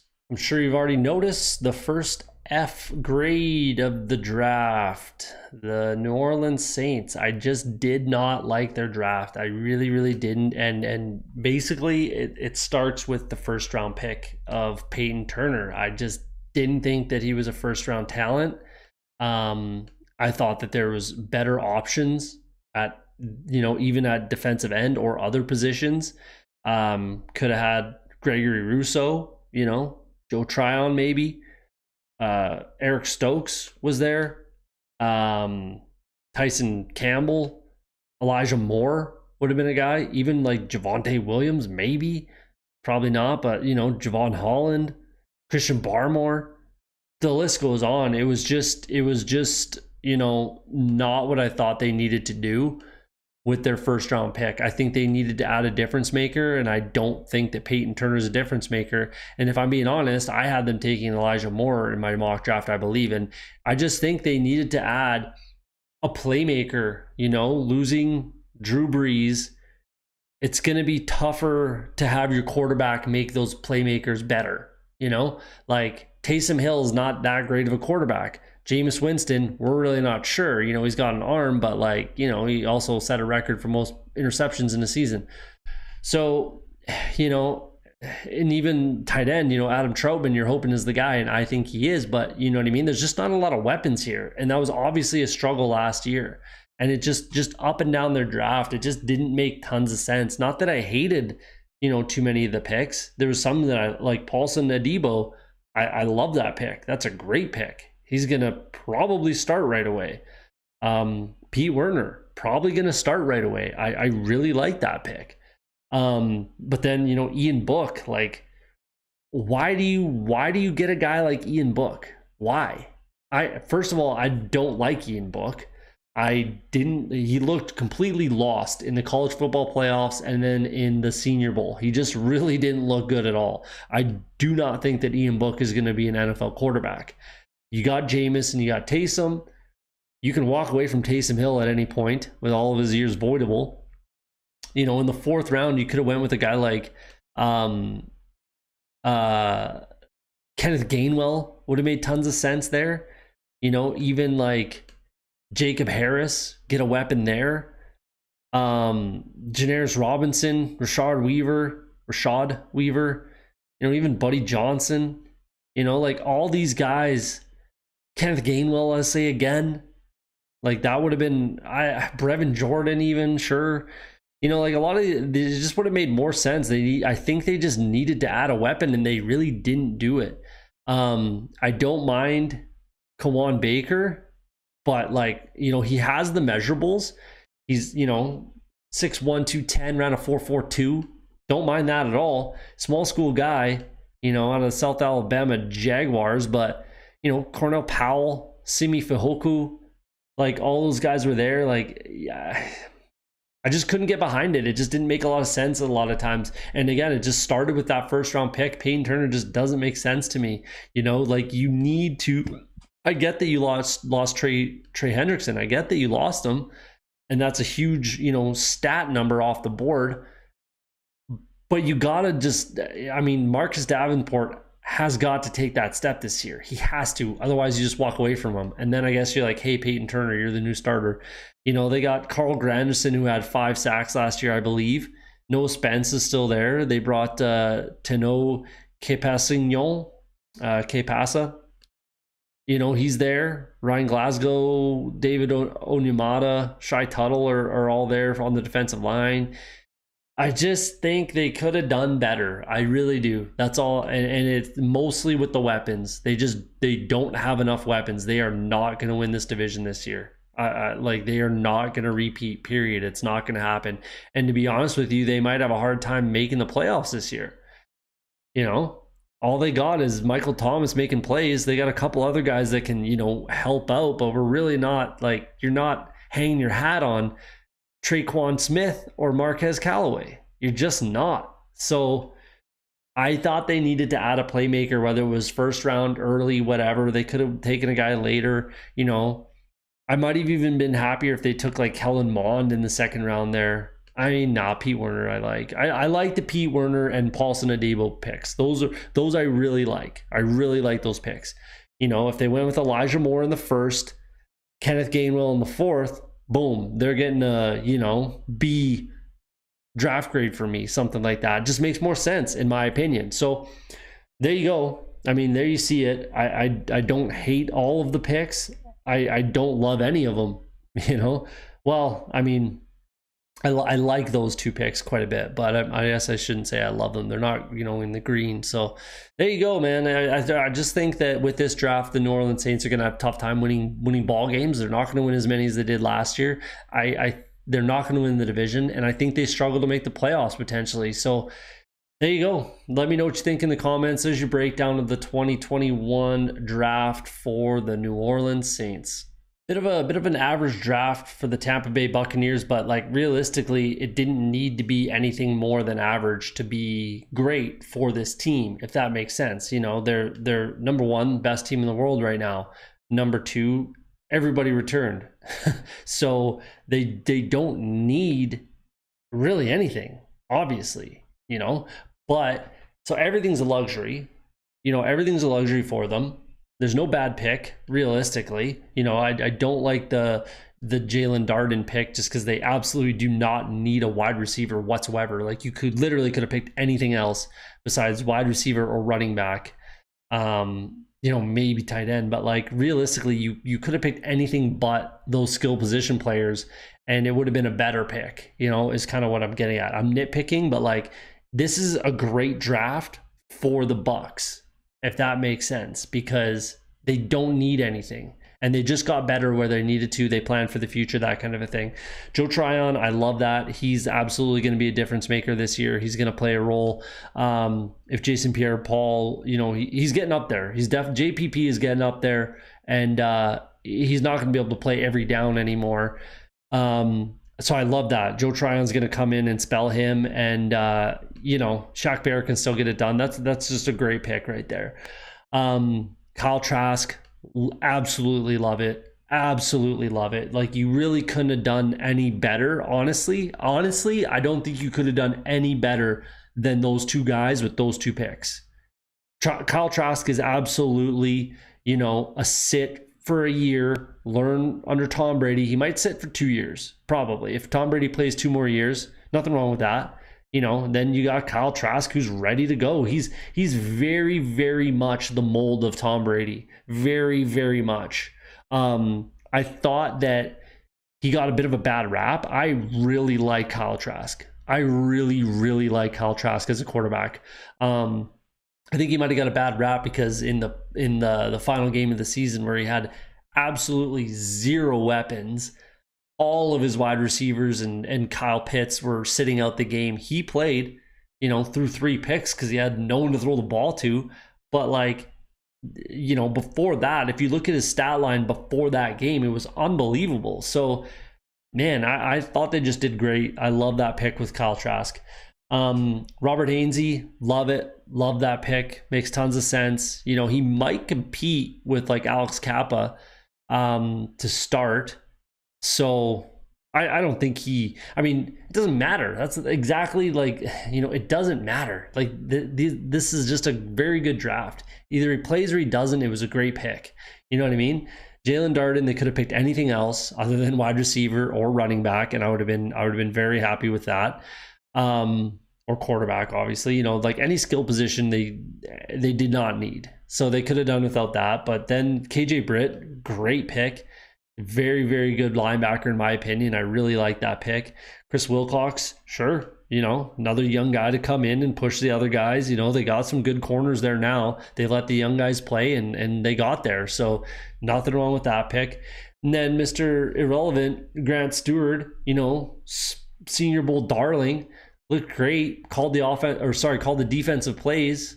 I can't remember if he was American or national team, whatever, but he called the defensive plays for the team he was on. I think tipped a kick. He was out there blocking kicks, had some good hits. Like, he played well, man. He played well. For him to be Mr. Irrelevant, I think he's a little undersized, but he's gonna play on special teams maybe for his entire career. But hey, if Mr. Irrelevant plays 6 years in the NFL as a special teamer, that's a great pick. So nothing wrong with that.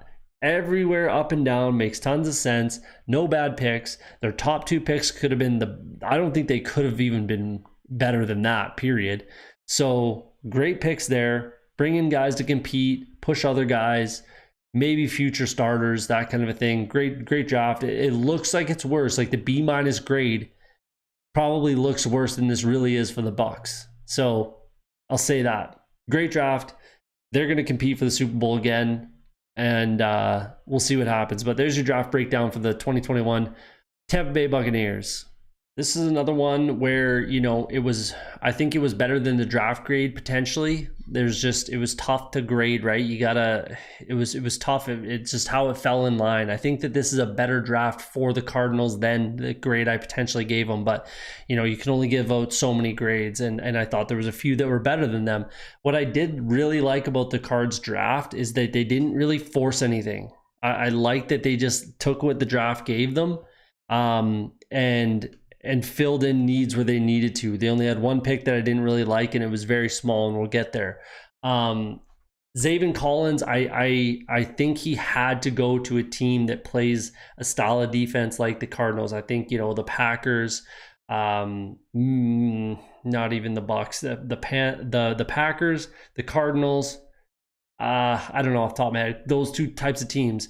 Because I think eventually he's going to have to move to an outside linebacker type of a role and be more of a pass rusher, but, can still play off ball type of thing. I think he's just too big to continue to play like an off ball middle linebacker type of a guy, inside linebacker type of a guy for very long. I think he's going to have to transition eventually. So it's a great spot for him to land, in my opinion. And they can do some different things with them. They can keep them on the field quite a bit, which is great for your first round pick, right? If they had taken Rondale Moore in the first, or something crazy like that, or I guess they could, even Tony, like someone like Kadarius Toney or Elijah Moore, I would have rather they went this route, took Collins, and they got a highlight reel type playmaker in the second round that they didn't have to reach for, right? So I love that. They got Rondale Moore, who's going to probably, they're definitely going to get him the ball. With that speed, they're definitely going to get him in there. And he might be returning some kicks, punts, that sort of a thing. Definitely going to play on offense. 3 wide receiver sets. They still have Andy Isabella there to play slot as well. But I think Rondale Moore might be that guy right away. That early of a pick. He might just step right in and be their slot receiver. Christian Kirk's still there. So just adds another weapon for Kyler Murray.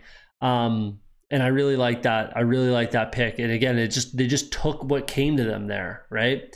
Marco Wilson, another good pick. He might just start day one as well. So, 3 guys right off the top that might start right away with the fairly limited draft capital, 3 picks in the top 100, like 200 plus type of thing. And they got good value. Marco Wilson, like I said, might start right away alongside, Malcolm Butler, Byron Murphy. So that was a quality pick right there. Victor Demukeji, I hope I said that right. He might start right away. Played out of Duke, a little bit undersized, I suppose, but if he can get the job done, he can get the job done. Hassan Reddick, again, another undersized guy, had double-digit sacks last year for this team. So I like that pick, and he might play right away. The only pick I didn't like was Tay Gowan, and I don't hate it. It's just there was 2 guys that went right after him that I liked more. So that's the only reason I didn't, otherwise it would have been a yellow or orange. But Israel Mukuamu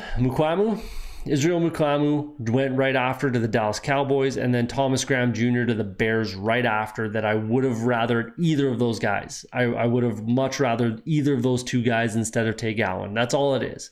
I don't hate it. James Wiggins comes in, might be another guy that pushes to get some starting reps right away. Budda Baker's obviously every down safety for this team, but beyond that, I mean, Charles Washington's there, Deontay Thompson, but James Wiggins, if he stands out, he could be one of those guys.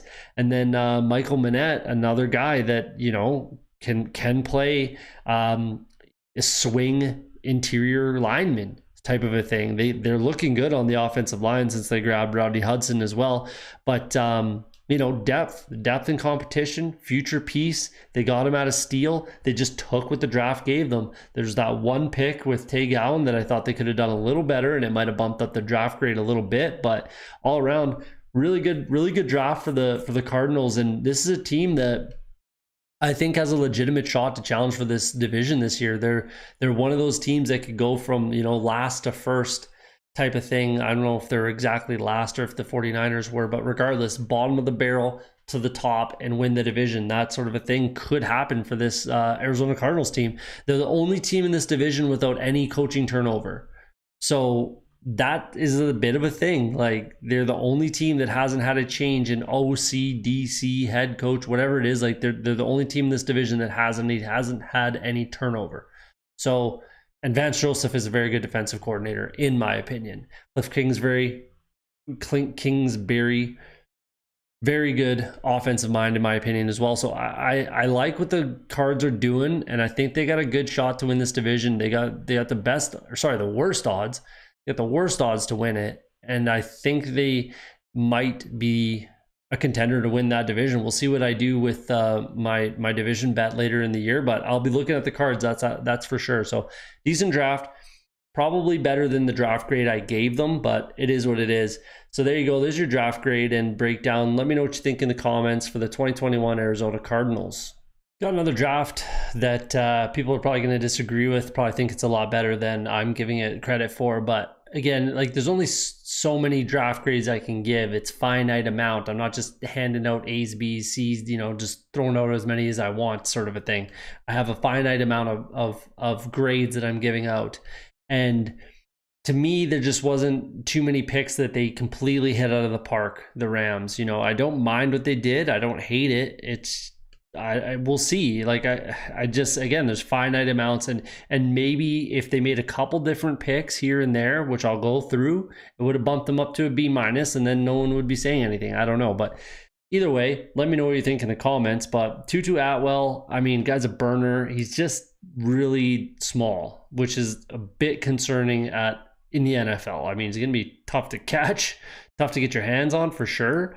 But yeah, that just concerns me. I think he's like 160 pounds, not like, I mean, Hollywood Brown was about 160 pounds when he got drafted too. So it's fine. I don't hate it. It was just, yeah, it was okay. There's nothing wrong with it at all. And he probably produces, and he probably, has a decent first year, and he might make the back end, going off of what Van Jefferson did last year, might make the back end of my rookie mock draft and stat projections show I'll have in about a week or so.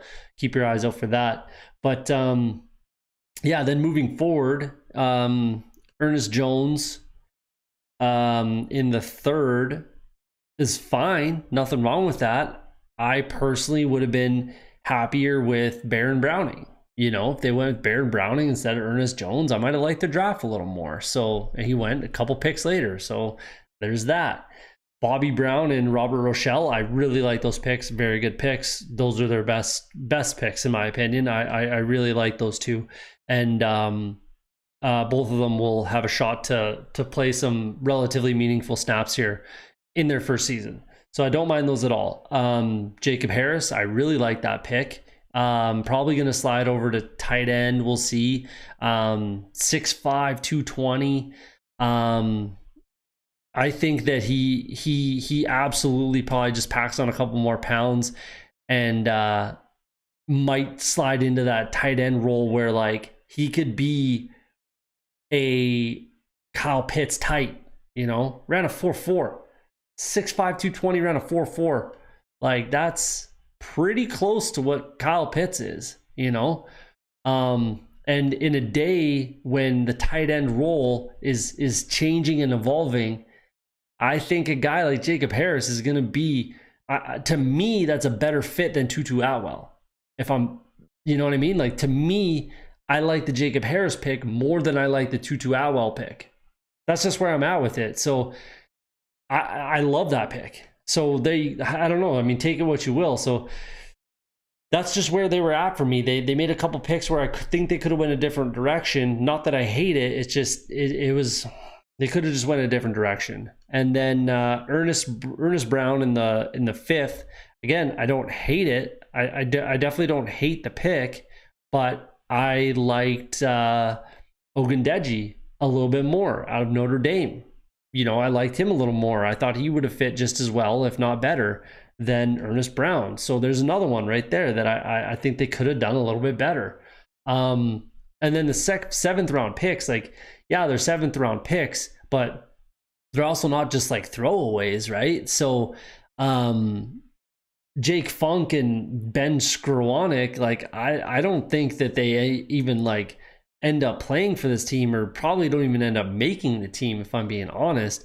There was a bunch of other guys that they could have went after that would have been just made their team overall a little bit better. Kerry Vincent Jr. was there, Will Bradley King even, James Wiggins maybe, Shaka Toney, that would have been a great pick, Michael Manette. Like all these guys just would have been a better fit. Even like Kawan Baker, if you wanted to, Jamar Jefferson, Grant Stewart, even like guys like that. The Chris Garrett pick, I absolutely love. Absolutely love that pick. Small school guy, Div 2 guy, but he set all kinds of records. 1.3 sacks per game, set a Div 2 career record ever history for forced fumbles. He's got the measurements to be there. I think that was a great pick. Love that pick in the seventh. But Jake Funk and Ben Skowronek, like you could have done way better than those two, and it would have, just those two would have bumped you up to a B-. And then adding those other couple guys. But I don't mind. It's a better draft for the Rams. Again, I'm kind of saying this for a lot of these. It was a better draft for them than the grade I'm giving them, if that makes any sense. Again, I had a finite amount of grades to hand out, and I just thought that there was better drafts than this, and they could have went different ways when they could have zigged when they could have zagged, or whatever you want to call it, right? But there you go. Let me know what you think in the comments about the Rams. I do like their draft. I do like what they did. I think that they have a definite shot to win this division again this year. And yeah, there you go. There's your draft breakdown for the 2021 Los Angeles Rams. So there's another team that, might not exactly represent how the draft was for this team. I think that they could have made better options, or they had better options and could have made better selections. Love the Trey Lance pick, but much to the whole draft for the Niners, he's probably not going to start week one. Like at some point, 100%, at some point, the 49ers move on from Jimmy Garoppolo. It's going to happen at some point. Is that week one?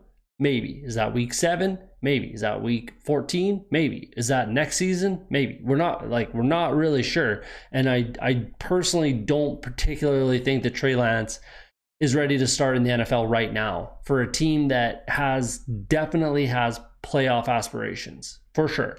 And I don't think that Trey Lance is going to step right in and lead this team to the playoffs. I think they have Jimmy Garoppolo start this season, almost the whole season, depending on how things go. If there's injuries, whatever, we'll cross that bridge when we get there. But if all things remain equal, I think Jimmy Garoppolo is the better option to start this season for the 49ers. Probably for the whole season. We'll see. But for the future, Trey Lance is absolutely the future of the 49ers. No question. So I definitely really like the pick. But moving forward, I think that they had better options starting in round 2. I don't not like Aaron Banks. I don't not like him at all.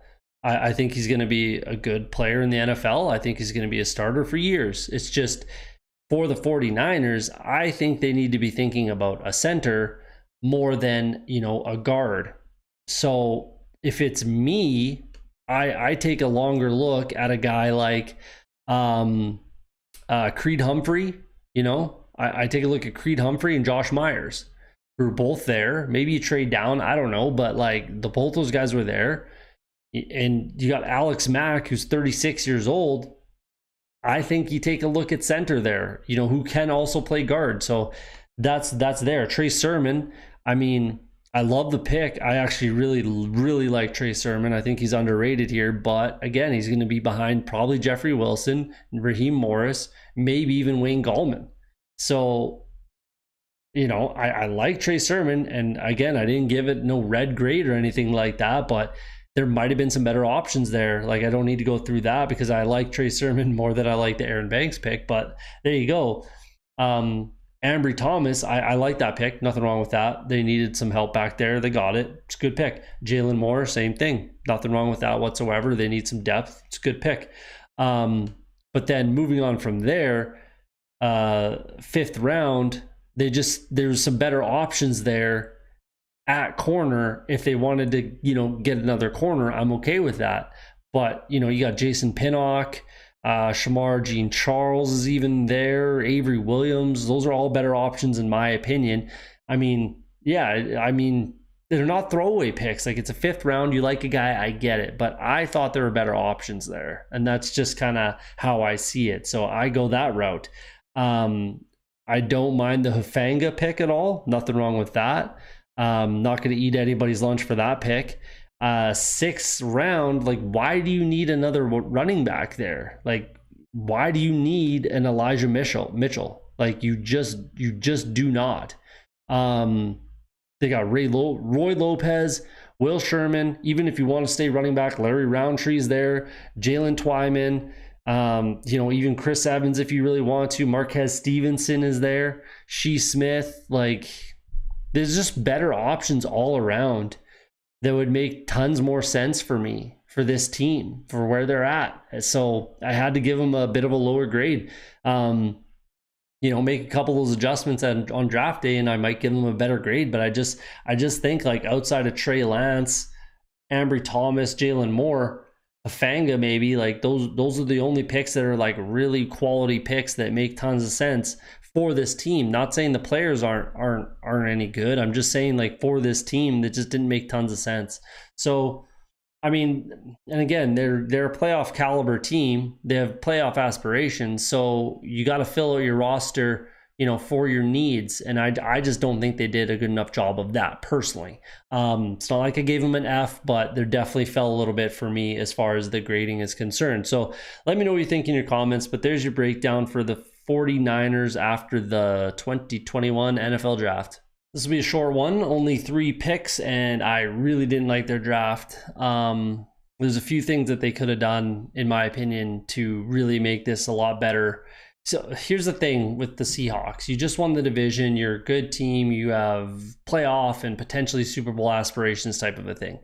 You want to make your team better. You absolutely want to make your team better. And with this draft, no offense to any of these guys, especially Stone Forsythe, who I really like, but no offense to any of these guys, but this team is not any better than it was last year. They're in the exact same position that they were last year. It just was a big time whiff, in my opinion, for the Seahawks. There was better options. What I would have done if I'm the Seahawks is trade down with that 2nd round pick. Absolutely trade down, pick up a 3rd, maybe 3rd and a 4th, something like that. Just get a few more picks, get a little more capital. We all know, regardless, even 1st round picks bust, right? They have 3 picks, 2nd, 4th, 6th. You're chucking darts out there, essentially. You're throwing 3 darts. And if you don't hit on any of them, you really just did nothing for your team, right? You did absolutely nothing to improve your team. They did grab a undrafted free agent in Cade Johnson that I really like, which would have been relatively comparable to Dwayne Eskridge. I'm sorry. Like, it would have been fairly comparable. Cade Johnson set all kinds of records at South Dakota. Yeah, it's South Dakota State. I get it. But like, you telling me that Dwayne Eskridge is like that much better and just such a dynamic player that he's going to completely change this team? I don't buy into that personally. So I trade down. I get more capital. I throw some more darts, essentially, is what I'm doing, right? If I'm trying to just make my team better with where I'm at, they could have done that. There was teams last year that had 3-4 picks that I gave decent grades to. They did what they could with the capital they had, and the Seahawks just didn't. I would have been happier with Tutu Atwell, who went the next pick to the Rams. The Rams seemed to be, when they made the pick, they were arms up, laughing, hugging, all happy. It was awesome, that the Seahawks passed on Tutu Atwell, I think. Some people had Atwell going in the first round. I didn't, but, some people did. So there, Nick Bolton went 2 picks later. They need some linebacker help. They could use it. He's a difference maker. He would absolutely be a difference maker on this team. And I'm not saying that, Pete Warner, I'm not saying they don't need another weapon, because they absolutely do. That's why I trade down, But Boogie Basham, if you want to bolster the offensive line a little bit, Josh Myers, Creed Humphrey were both there. It's just like they did not do pretty much anything with the capital that they had. Jalen Mayfield was there, Joseph Asai, Brady Christensen. Like, man, all these guys are there for them to take in the second round there, that they decided Dwayne Eskridge was their guy. We'll see, but I would have traded down. Then you move to the 4th round pick with Trey Brown. And again, just better options and at different positions even. So if you want to stay corner, Sean Wade is there he went in the next round, and someone else that I can't remember off the top of my head, so that's embarrassing. But if they wanted to, go a different route, they could have went with Buddy Johnson, another linebacker that I don't mind. Royce Newman, another offensive lineman that, Russ has been calling for. And, Jacob Harris even would have been a better option as a weapon, right? They went with like Nick Bolton and Jacob Harris and Stone Forsythe. That's a decent draft. Like, I would be happy with that if I'm a Seahawks fan, right? So I don't know. I just think they completely dropped the ball. They lucked out by Stone Forsythe just falling into their lap in the 6th round, who could very well be the left tackle of the future in Seattle. I think that was a great pick. It was easy. He fell into their lap, and they definitely need offensive line help. Dwayne Brown's 35 years old, so you're going to need a guy, and I think Stone Forsythe could be that guy. But beyond that, they completely dropped the ball, man, in my opinion. F grade for me. This was one of the easier F grades to give. It was one of the easier grades. There was a ton of other teams that had better drafts than the Seahawks. Has nothing to do with their capital. They did it to themselves. So there you go. Let me know what you think in the comments. But there's my draft grade for the 2021 Seattle Seahawks. The Bills had a running for the A+ grade, the elusive A+ grade. They were definitely in the running for it. They understood where their shortcomings were last year, clearly, and they addressed them. They need to get after the quarterback, period. They need to get after the quarterback at a much higher clip than they did last year. So what do? Gregory Rousseau in the 1st, Boogie Basham in the 2nd. I've said this about 1 or 2 teams. I'm not sure if they could have done better. I'm not sure if there was guys available where they could have done better than what they did. Both guys make tons of sense. They're both going to step in and, potentially have a starting role. One of them, like Jerry Hughes, Mario Addison, are still there. Are they the unquestioned starters? I don't particularly think so. AJ Epinesa, obviously, early round pick, 2nd round pick, I think last year. He looks good. F.A. Abada comes in, who would have led this team in sacks last year. And then you got Boogie Basham and Gregory Rousseau. They're going to be able to get after the quarterback better than they did last year, and that's exactly what they need to do. So I thought those were very good picks. It puts them in a position to, potentially get to where they want to go, which is the Super Bowl. They were right there last year, and this draft helps them, take that another step potentially. So great draft. Spencer Brown and Tommy Doyle, very good picks there. They're guys that can kind of move around that line potentially if you need them to. Darrell Williams is essentially, 2-year contract at right tackle. I think Spencer Brown probably will be that guy at right tackle. I don't think he's ready to start right away. If injury happens, it is what it is, and you got to go with them. But I definitely think they needed to replace Bobby Hart. As a Cincinnati Bengals fan, they needed to not have Bobby Hart on the field, if I'm being honest. So good job replacing him. And this is probably going to be your right tackle of the future. I think he played right tackle in the Senior Bowl, I believe. Kind of struggled, but I think he'll be all right eventually. And then Tommy Doyle, backup left tackle. Can move around if you need to, kind of a thing. Nothing wrong with that. So I definitely like those two picks. Marquez Stevenson can absolutely fly. Might have a shot to return, kicks or punts. They do still have Isaiah McKenzie there, who I definitely like in that role as well. But there's nothing wrong with him in the 6th round, that's for sure. Nothing wrong with that pick there. Damar Hamlin he had a tip pass interception in the Senior Bowl, looked good, played well. Pitt guy who might end up being a starter at safety for this team in the future.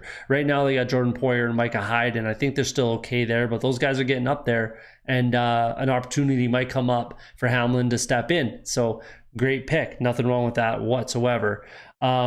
Where they kind of just fell off, and this would have been the difference, for sure would have been the difference between an A to an A+ for me, was their last 2 picks in the 6th round there. They grabbed Rashad Wildgoose, who has a cool name, but there were some better options there. There was absolutely some better options there that were available. Isaiah McDuffie would have been a good guy to grab, linebacker to come in and add depth. And then if you want to stick at corner, which I'm okay with as well, there was 2 guys that I've been preaching on most of these if they didn't get picked by teams. Israel Mukwamu, who got picked by the Dallas Cowboys, and then Thomas Graham Jr. from the Bears. Those 2 would have been better options at corner that were both available for the Bills. And if, one of those 2 would have put them probably to an A+. And then the Jack Anderson is whatever, but there was a couple other options that I would have been okay with. Even if you went with Kerry Vincent Jr. as another corner, Matt Farniok as an offensive lineman, even Michael Manet, Will Fries, something like that. There was other options there in the 7th that they could have went with that would have made me a little more happy. But realistically, it was that 6th round pick. If they went with either of those 2 corners or Isaiah McDuffie, you'd be looking at an A+ draft for the Bills. I just couldn't justify it with some of the other drafts that were out there, but still a phenomenal draft. Puts them in a position to compete for the Super Bowl again, and makes them better where they needed to get better. They addressed their needs. They looked in the mirror and addressed their needs, which is what you got to do at draft time. So great job for the Bills. Let me know what you think in the comments. There's your draft breakdown for the 2021 Buffalo Bills. The Dolphins had another above average draft. They had a really good draft last year. It could have been a little bit better. I don't think I gave them the top grade. Same with this one. Could have been a little bit better, but they did well to fill holes and get playmakers and players that'll make a difference on this team right away. Jalen Waddle, I definitely like Jalen Waddle. I wanted Devontae Smith there. I thought Devontae Smith would have been a little bit of a better fit.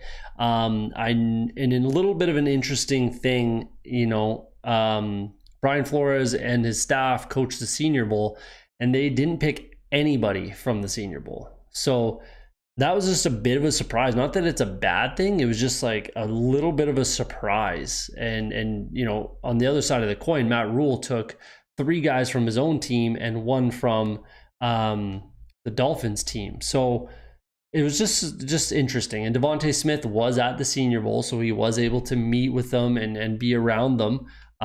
He was on the Dolphins team. Maybe they just didn't really like him. I don't know, but Not that there's anything wrong with Jalen Waddle. I think he's going to be maybe the number one receiver on this team. I think the same thing would have been said about Devontae Smith. So there you go. That was just how I felt about that one. And then Jalen Phillips, that was another interesting one. Like, I view Jalen Phillips as like a 4-3 DE type of guy. And it's hard to say where he fits in this defense that's, Patriots-esque, where it's just got like a bunch of different guys that can do a bunch of different things, playing a bunch of different positions, kind of a thing. He's probably the 3-4 defensive end type of thing. Again, nothing wrong with the pick. It was just, I don't know. I didn't quite expect them to go that route. I was surprised by the Jalen Phillips. I was much less surprised by Jalen Waddle for sure. I was fairly surprised by the Jalen Phillips pick. Then after that, I mean, last year I was calling for them to draft a safety like quite loudly. They didn't, and then now this year they obviously addressed the position with Javon Holland, who I actually had as my number one safety, was Javon Holland. I really like him as a player, and I believe he was the first safety taken actually by the Dolphins. I'm not 100% on that, but I believe he was, and I love it. I think that's a great pick. I had him as my number one guy, so great job. They released Bobby McCain, I believe, after the draft, so I believe that opens up the door for Javon Holland to step right in and start day one, which I think he should, and I think he will. So that was a great pick. Liam Eichenberg, nothing wrong with that. Austin Jackson struggled a little bit last year, so it's gonna push him. And I'm not saying Liam Eichenberg is going to step in and just start at left tackle for the Dolphins. I do expect Austin Jackson to probably keep that job, but it definitely adds some pressure. And, if you want to kick him into guard year one, or, he can be a bit of a swing, depth guy type of thing. So I thought that was a great pick for them for now and the future. So there you go. Love the pick for Eichenberg. Hunter Long comes in. I don't mind it. I don't hate it. Yeah, I don't hate it. Like, it's another guy that can catch balls. They got Mike Gesicki there, and I think they're going to run a fair amount of 2 tight end sets. So we'll see. I don't expect much from Hunter Long in his rookie season. Rookie tight ends just don't light the world on fire at the NFL level. They just don't at a very reasonably frequent clip. They just do not. So I don't expect much from him, but he might be a good fit in real life than in like fantasy or dynasty type of situations. But nothing wrong with the pick there. Larnell Coleman, I believe he started like 3 years at UMass left tackle, I believe. So nothing wrong with that. 7th round guy, great value.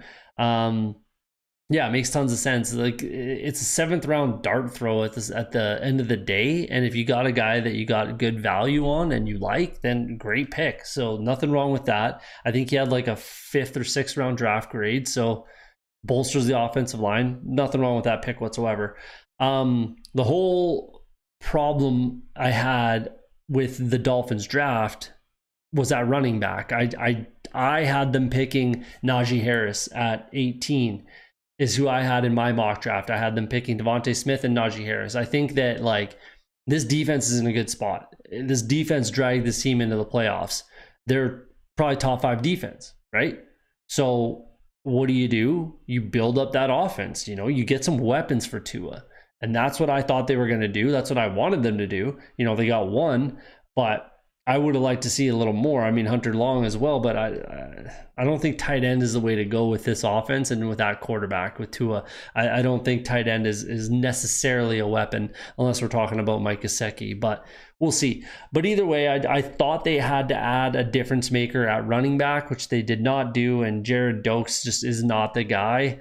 That's going to, again, he probably doesn't even make this team realistically. We'll see. Right now I'm looking at the roster. They got him pegged as a number 3 running back, but there's a couple options that I would have liked a little better than that. Might have pushed them up to an A grade. I don't know. Jamar Jefferson, I would have liked a lot more, and then maybe even Kylan Hill would have been better than Jared Dokes. But I mean, I don't know. Maybe he ends up being a rotational type of a guy. Realistically, again, it's a 7th round dart throw right at the end of the draft type of thing. So there's nothing really wrong with it. It's just, I don't know. I thought there could have been, there's some small, very small question marks with this draft for me. Still got a good draft grade. I still like what they did. Definitely makes them a better team, puts them in a better position to win. They're going to challenge for this division. I see it as a 3-headed race for this division. I have the Bills on top probably, and then the Dolphins and Patriots are right there, and we'll see the Patriots next, and they got a pretty good grade for me. So there's your draft grade for the Miami Dolphins for the 2021 season. We got the second A+ of the draft season. I thought the Patriots had a very, very good draft. It very much complemented what they did in free agency, in my opinion. And similar to what I said about the Arizona Cardinals draft, the Patriots just kind of took what the draft gave them, and it gave them just gold, realistically. I thought they had a pretty rough draft last year, I believe. I think I gave them a pretty bad grade. But this year, I thought they kind of hit it out of the ballpark. Made tons of sense with what they did and where they got guys. And like, it starts with Mac Jones talking about taking what the draft gives you. They stand pat at 15, sit there and wait. And lo and behold, Mac Jones sitting there waiting for him. You know, he's ready to go. The way he came out of, he's walking like... you know, walking with a purpose, I guess, when they made the pick. And Cam Newton's not the guy. Like, he knows he's not the guy. And this just basically spells the end of Jared Stidham. Maybe they keep him around to be the backup, the long-term backup for Mac Jones. But obviously Mac Jones is going to be the guy very soon. If it's not this season, it will be next 100%. Similar to the 49ers. Does Mac Jones start at week 1? Maybe. Does he start week 7? Maybe. Does he start week 12? Maybe. Next season? Maybe. We'll see. We'll see what happens. There's a lot of time between now and even the start of this season. So, but it will happen eventually. Very good career. I guess I shouldn't say career, but a very good season at Alabama this year. Looked great. Made all the throws. Yeah, he had a stacked team, but he made the throws and he made the plays. You know, you can't take that away from the guy. So, I like it. I love the pick with Mac Jones. I think he fits in here well. When I was making my mock draft, I think I had them taking Trey Lance or Fields, more of a runner type style, more towards Cam Newton. Basically what this says is, like, we're actually not going to run our offense that way. Maybe they don't think it really works kind of long term. They want to go back to like a lot of people compare Mac Jones and Tom Brady a fair bit. So, you know, maybe we're going back to that sort of style in offense where it's a pocket passer throwing the ball instead of our quarterback running. You know, I think that's what they're essentially saying with this draft pick. If you watched my team needs video on the Patriots, I said that this defense might be, like, again, I couldn't use the name Aaron Donald because there's one Aaron Donald and there's no one like Aaron Donald. But I said if the Patriots could get like a Grady Jarrett type, a Grady Jarrett-esque type of guy to add to this defense, it might just push them over the edge. What did they do in the second round? Get the best D tackle in this entire draft, Christian Barmore, who I had as a first-round talent for sure. So there you go. They, that's exactly what I wanted them to do. I did not think that Christian Barmore would make it out of the first round, to be honest.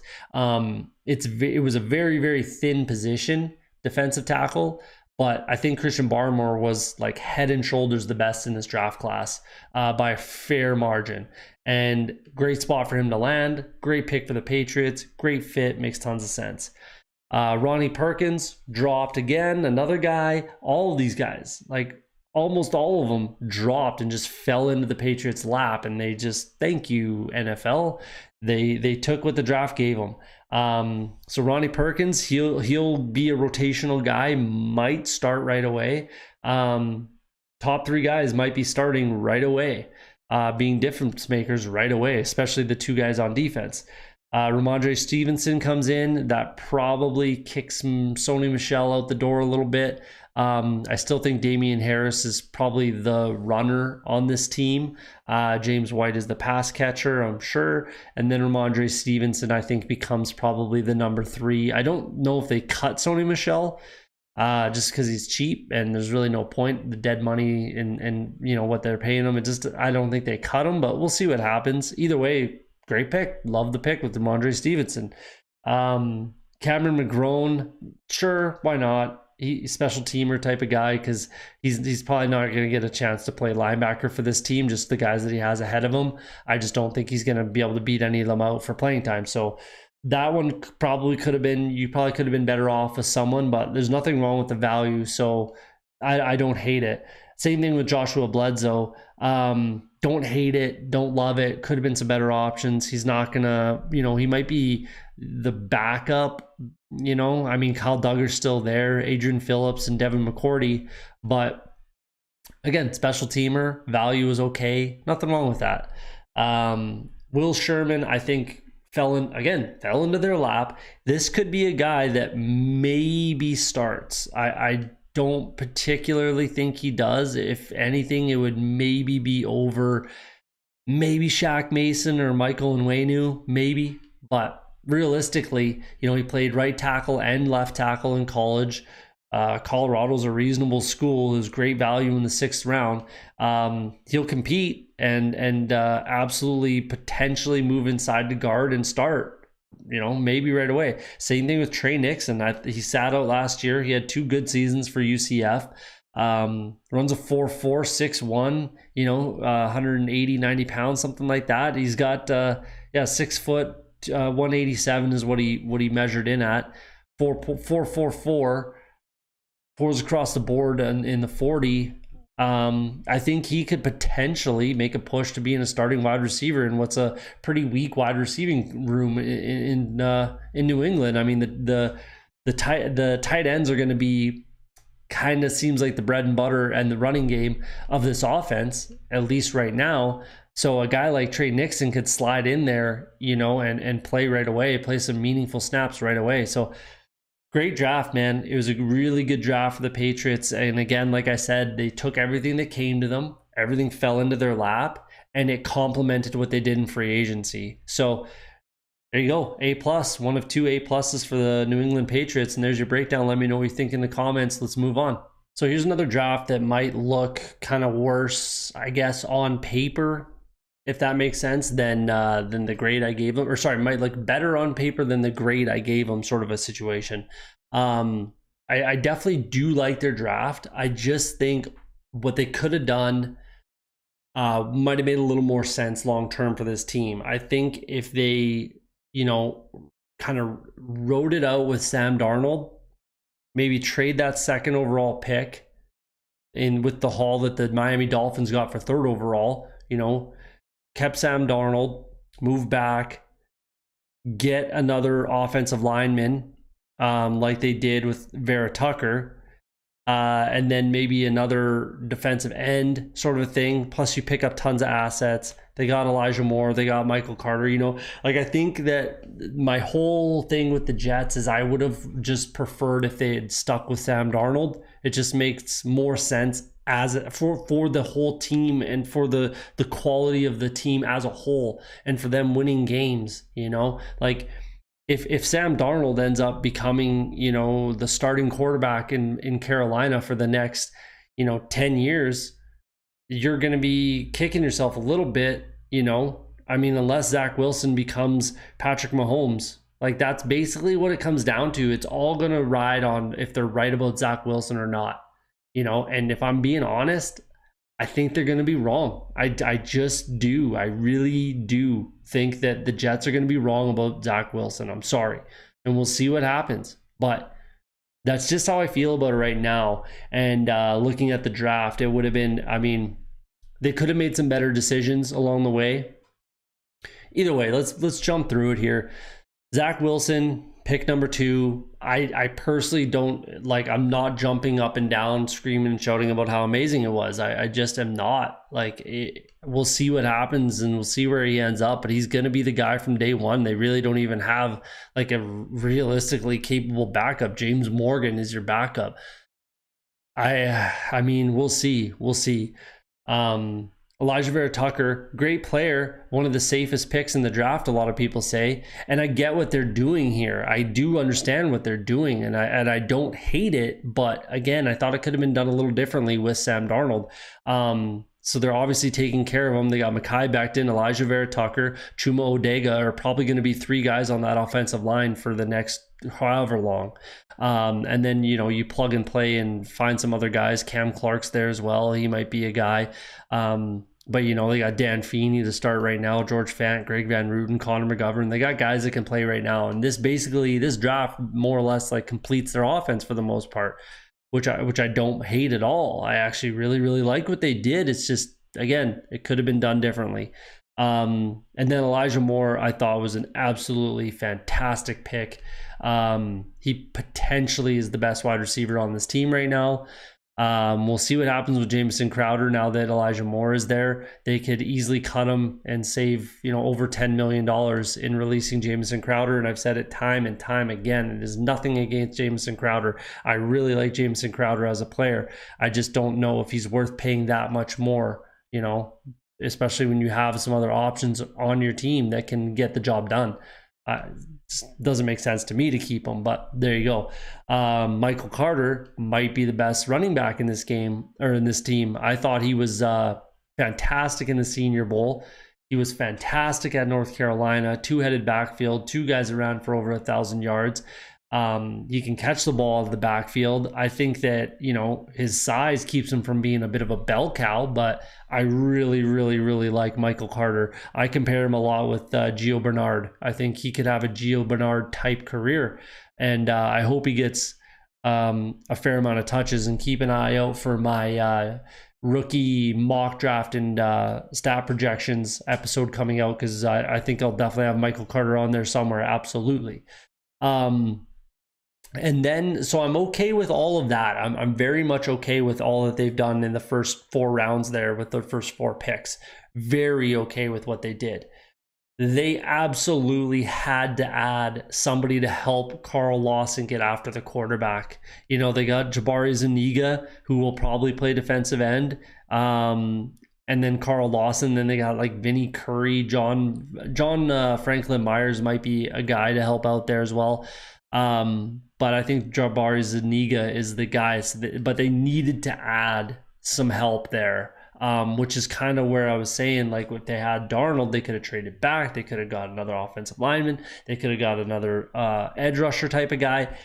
So now they're kind of lacking there, and their defense is absolutely still, as a whole, lacking and is going to have a tough time keeping points off the board. Their offense is in a good spot. Absolutely, their offense is in a good spot now, as long as Zach Wilson is your guy.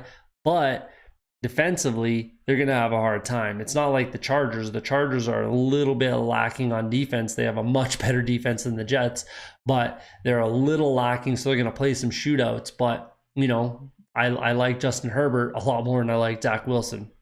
Sue me. They did address the back end of that defense, which was absolutely a problem last year, but it's not like they got anybody that's going to step in, start right away, and like could be a complete difference maker. I do like Jason Pinnock. I do like Hamza Nasruddin.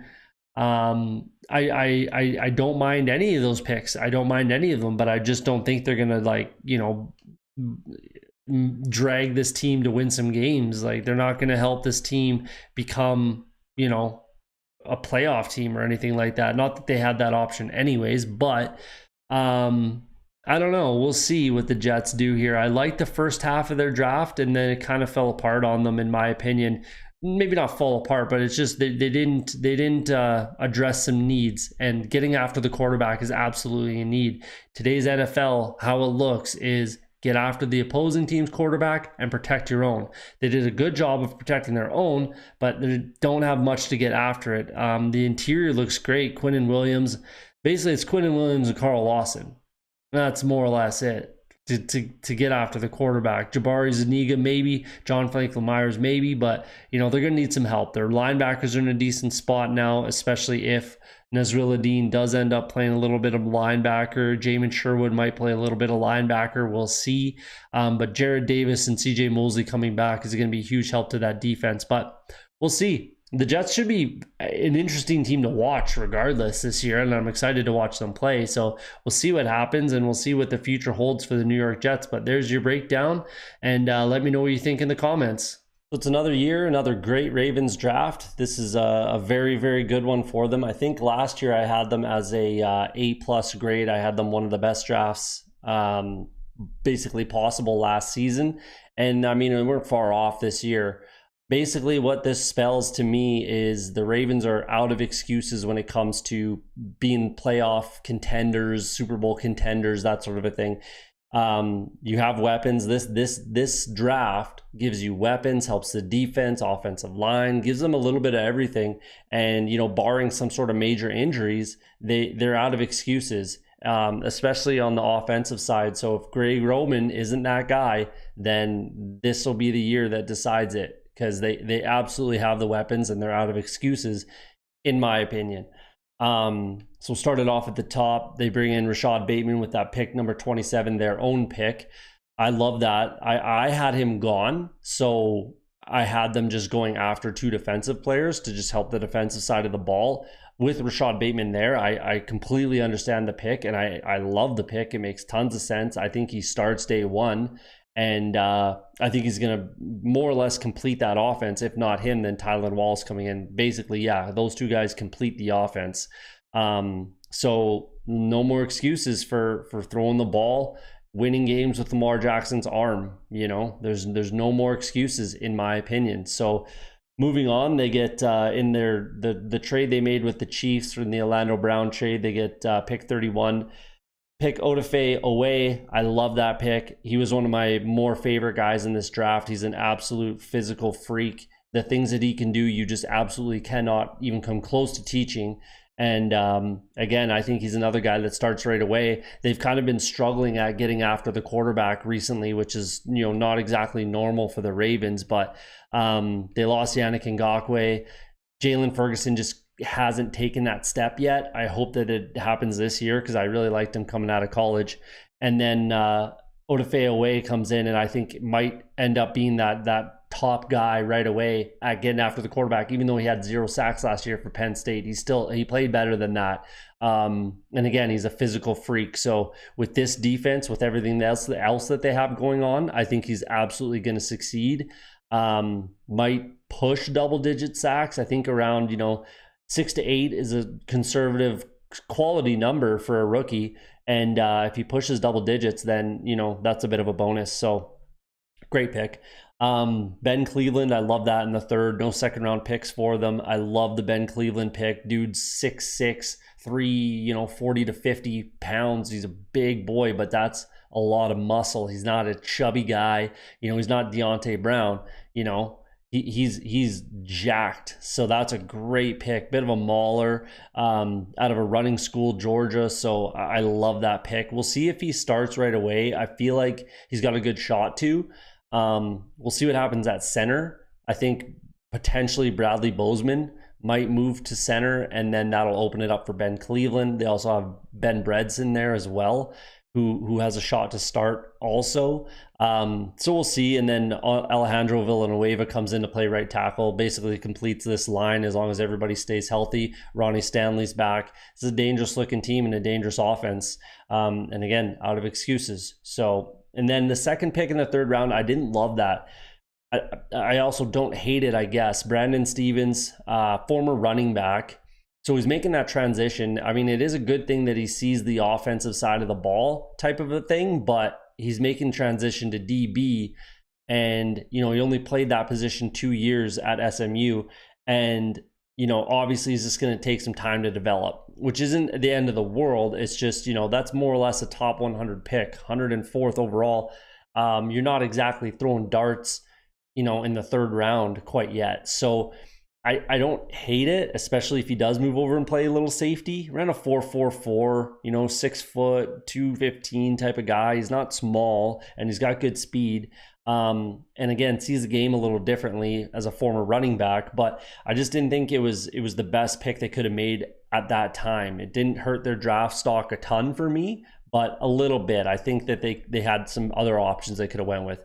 Obviously, they got Shaun Wade later in the draft, but you're not planning for that at the time that they drafted Brandon Stevens here. But either way, it looks worse at the end now that they got Shaun Wade. But again, you can't make that decision there. Tylan Wallace, love it. Another, but basically 6 foot, ran a 4.48, I believe. Great stats at Oklahoma State. I like that pick. If Rashad Bateman didn't complete this offense, then Tylan Wallace absolutely does. And no more excuses to win games with Lamar Jackson's arm. That's what you got to do in today's NFL. Not every game, obviously. You can still pound the rock with J.K. Dobbins, Gus Edwards, Justice Hill still there. But there's going to be some games where you're going to have to rely on Lamar Jackson's arm, and he's going to have to get it done. So no more excuses as far as the wide receiver room is concerned in Baltimore. Shaun Wade, that was phenomenal value, and I think this is a fantastic situation for him to come into. I don't think Shaun Wade is quite ready to start in the NFL year one type of thing, and he maybe would be thrusted into that role with some other teams. So it was a great landing spot for him. He can learn, play on special teams, be a backup, that sort of a thing, get some reps, get comfortable, get up to speed. I think that he can be a starter on this defense eventually. And I think he probably will be eventually. But I'm happy that it's not year one for him. But it was a great pick and great value. And Dalen Hayes, same thing. I like that pick. They need to get after the quarterback. I'm glad that they took 2 guys that they can try to call on to do that in this draft. So it was a great pick. I'm very happy with that, especially being a 5th round selection. And then I don't hate the Ben Mason pick. It might have been a little bit early, but obviously it was their last draft pick. So what are you going to do? I guess I could have traded down, but honestly, like at that point, it's like, why? What's the point? Let's just take the guy that we like and move on. The interesting thing is now what happens with Patrick Ricard. Do they want to release him and save $2 million? I think that either way, this is his last year in Baltimore, and Ben Mason will be the full-time fullback for this team. Obviously, he's not quite as versatile. He can play, I believe, linebacker, or he started on the defensive line, I believe, in some spots for Michigan. But he's obviously too small to do that in the NFL, in my opinion. But either way, what do they do with Patrick Ricard? Sorry, I don't know. We'll see. They can save $2 million if they release him. To be honest, I probably do that, even though I like him and he is good for this team. If you want Ben, you're not going to care. Not too many teams carry 2 fullbacks, so we'll see what happens there. Either way, B+.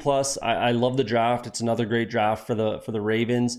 They're going to be AFC North contenders, playoff contenders, Super Bowl contenders. But we'll see if they can get over that hump. And if they can't, it might fall on Greg Roman's shoulders, and this might be the last year we see him in Baltimore. But we'll see what happens. So there you go. There's your draft breakdown for the 2021 Baltimore Ravens. It was another decent draft for my Cincinnati Bengals. I'm pretty happy with the haul that they got. I wasn't sure how to feel about the Ja'Marr Chase pick. I'm okay with it. Obviously, the only issue I would have had is if Kyle Pitts were available and they went Ja'Marr Chase over Kyle Pitts, which they probably would have done, and I'm not sure how I would have felt about that. But either way, I hummed and hawed about Chase, between Chase and Penei Sewell. I'm happy with the direction they went. I am. I'm happy with, this offense looks extremely dangerous now, especially because of what they did, later on in the draft with the guys that they added on the offensive line. I think that adding Riley Reif, obviously, and I think Jonah Williams takes a step forward. And, the offensive line as a whole is in a pretty good spot, if you ask me. So I'm happy. I'm happy with this. Obviously, Ja'Marr Chase, 5th overall. Joe Burrow's, favorite target in his Heisman season, more so than Justin Jefferson. Still super young, took the whole season off and looks in fantastic shape and everything like that. So obviously like that didn't affect anything. I'm not concerned about that whatsoever. And he walks into a great situation, and now that offense is in a very, very good spot. My only issue with this whole draft is that, running back might be a tiny issue for me, but that's another story for another day.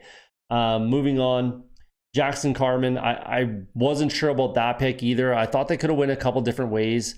I was kind of pounding the table a little bit for Boogie Basham at that pick, and then, address the offensive line in the third, fourth, that kind of a thing. Not upset whatsoever with what they actually did here. But I was really liking, I really like Boogie Basham, and I thought he would have been perfect for this defense. However, third round pick, Joseph Asai, now I'm more happy with the Jackson Carman pick. So that I'm fine with what happened because of the way it happened.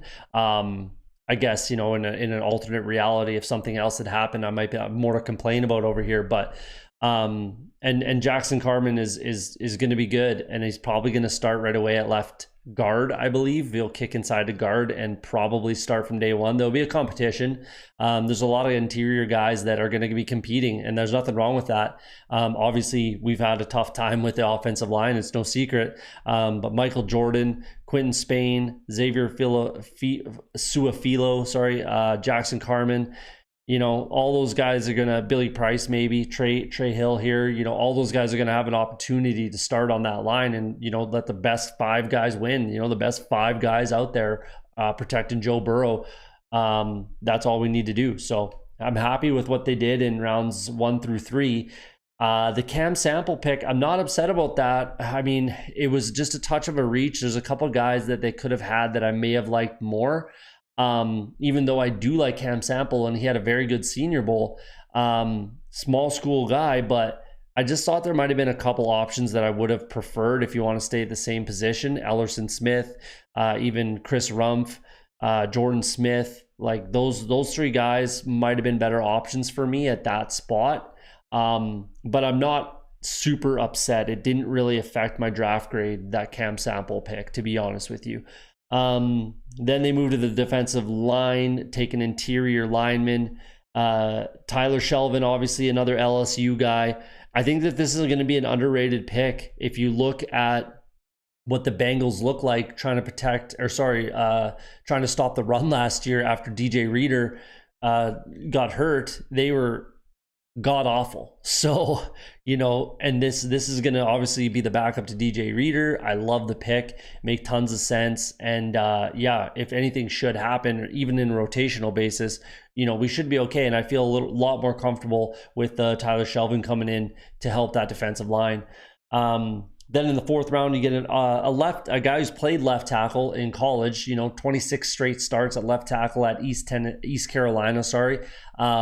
He did have a season-ending injury. I couldn't really find out what it was. It was undisclosed, and then he declared for the draft. So maybe it was a bit of an injury, and he could have come back, sort of thing. But I mean, why would you with the year that we had? And he's trying to go pro either way.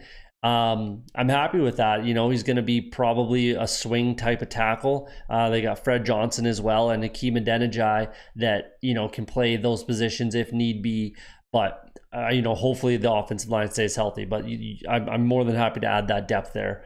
Evan McPherson, I'm very happy with this. They better not, do what they did with Cody Parkey.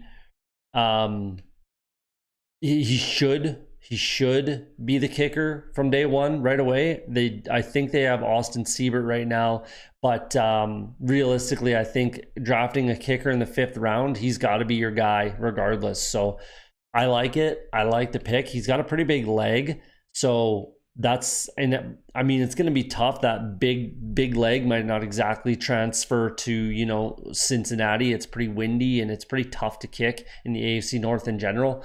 So we'll see, but I like the pick. I'm okay with it. A lot of people didn't like it. I'm okay with it. We needed a kicker. Hopefully he's a guy that's, going to be, it would go a long way to have a stud kicker, and if we get him in the 5th round and he's our kicker for the next 10 years and a quality, reliable kicker, I'm more than happy with that pick. Way more than happy with that pick. So yeah, I don't mind it. Trey Hill in the 6th.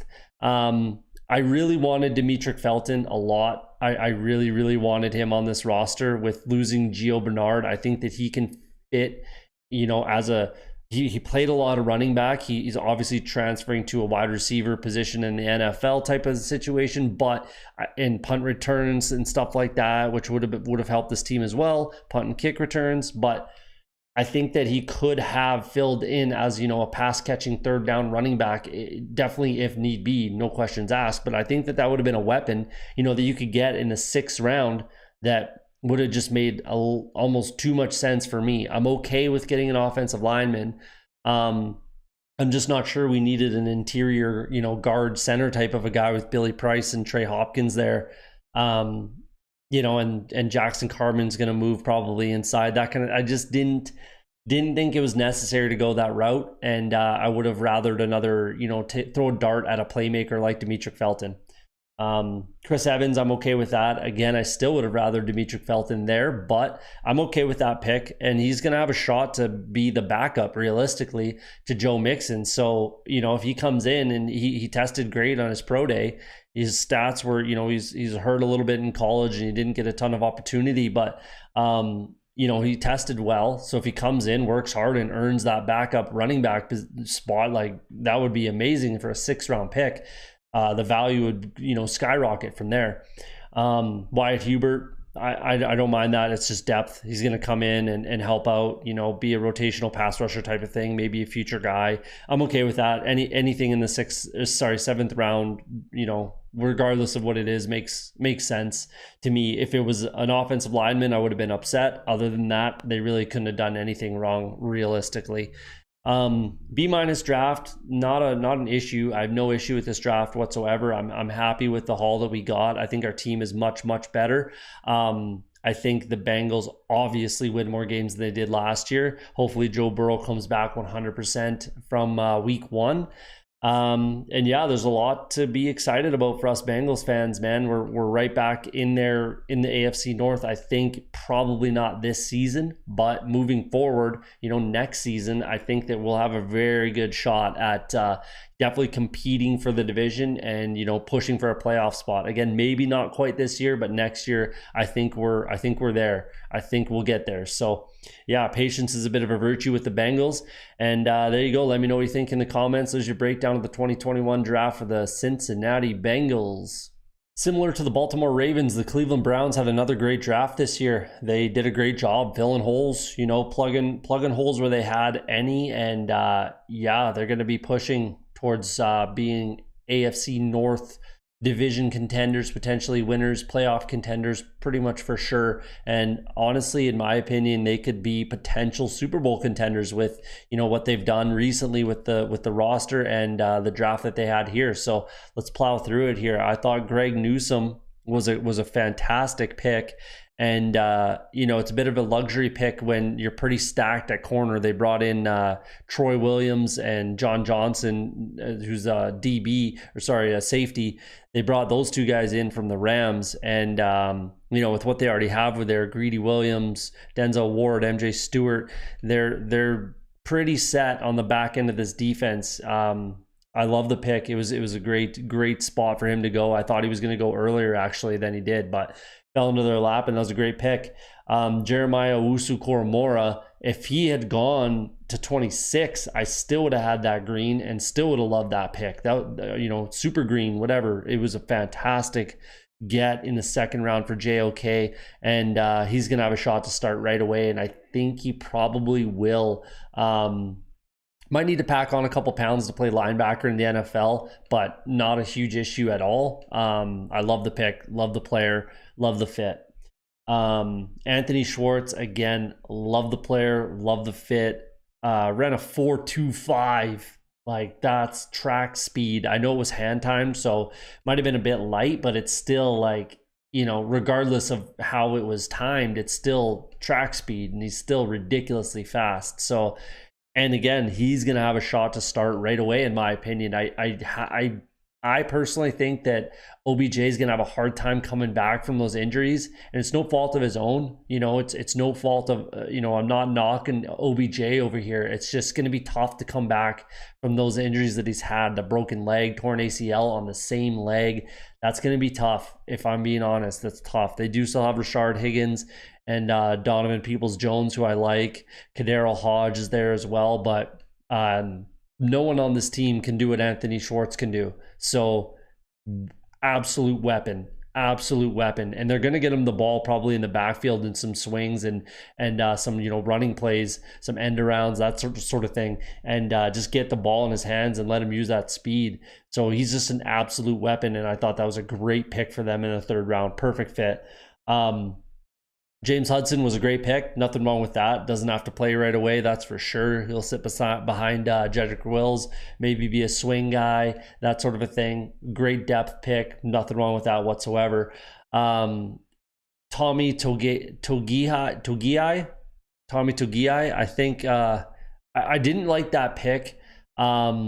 I just thought there was some better options. He's really probably not going to be getting on the field too much. Malik Jackson, Jordan Elliott, and Andrew Billings will probably be the guys there. And there was some very quality options there available for them that would have helped out the team a lot more, in my opinion.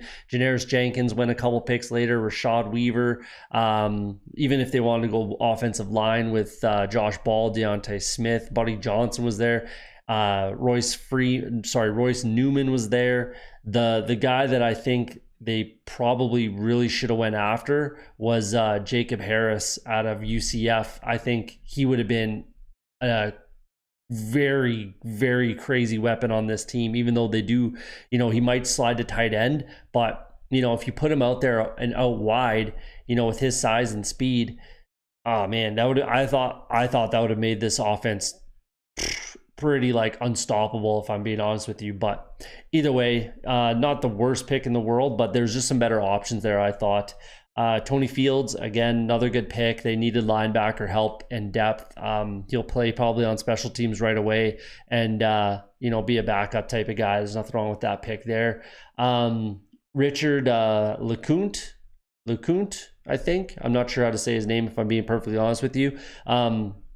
That's another pick that I just absolutely hate. His draft value was like a free agent. He didn't even really, it wasn't expected to get drafted, to be honest with you.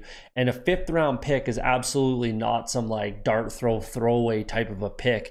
And with John Johnson coming in, Grant Delpit comes back from injury, Ronnie Harrison's still there. They got depth at safety, and they don't need a guy like this at all. What's the difference between him and kind of any other camp guy you could bring in realistically? None of them are going to play anyways, maybe a little bit on special teams, but I just thought that there's no reason to take that guy there. And again, there's better options out there.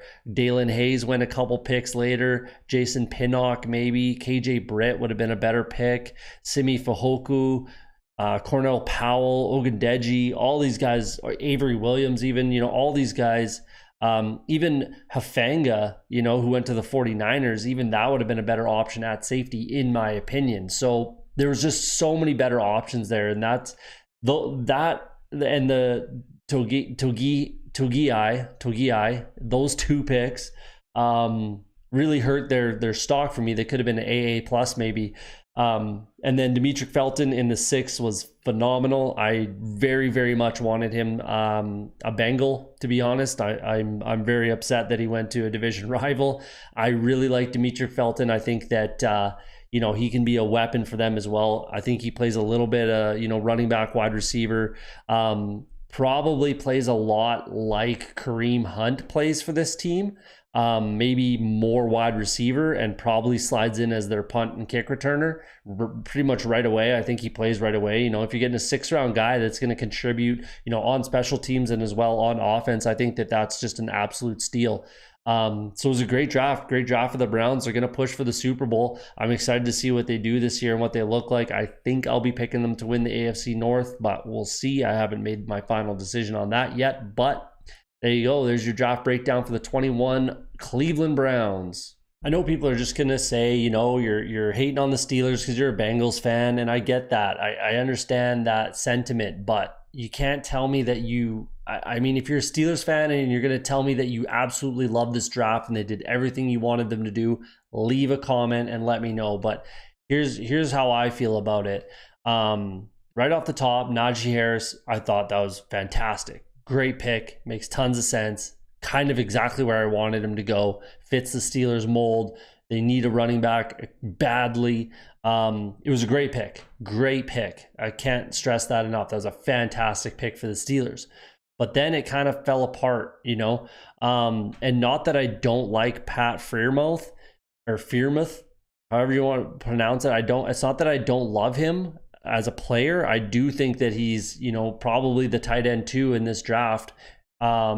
Maybe 3, but I don't mind the player. It just doesn't make sense to go that route. For me, there's 2 guys there that I think you address that need, especially when you take a running back there. I think Creed Humphrey, Josh Myers are better fits right now to make this team better right now, because the window is closing on the Steelers. If you're a Steelers fan, you disagree, again, I guess leave a comment, but the window is closing for the Steelers.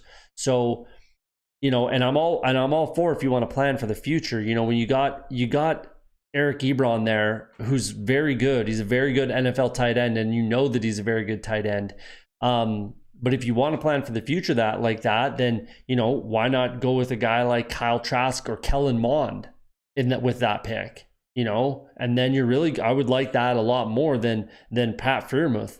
I just don't think that makes tons of sense. I'd rather go, shore up your center position or take your quarterback of the future, take him right now. I would have been way more okay with either of those picks. But it is what it is. And then in the third, take an offensive lineman finally. Yeah, I'm okay with that. Taking an O-lineman there.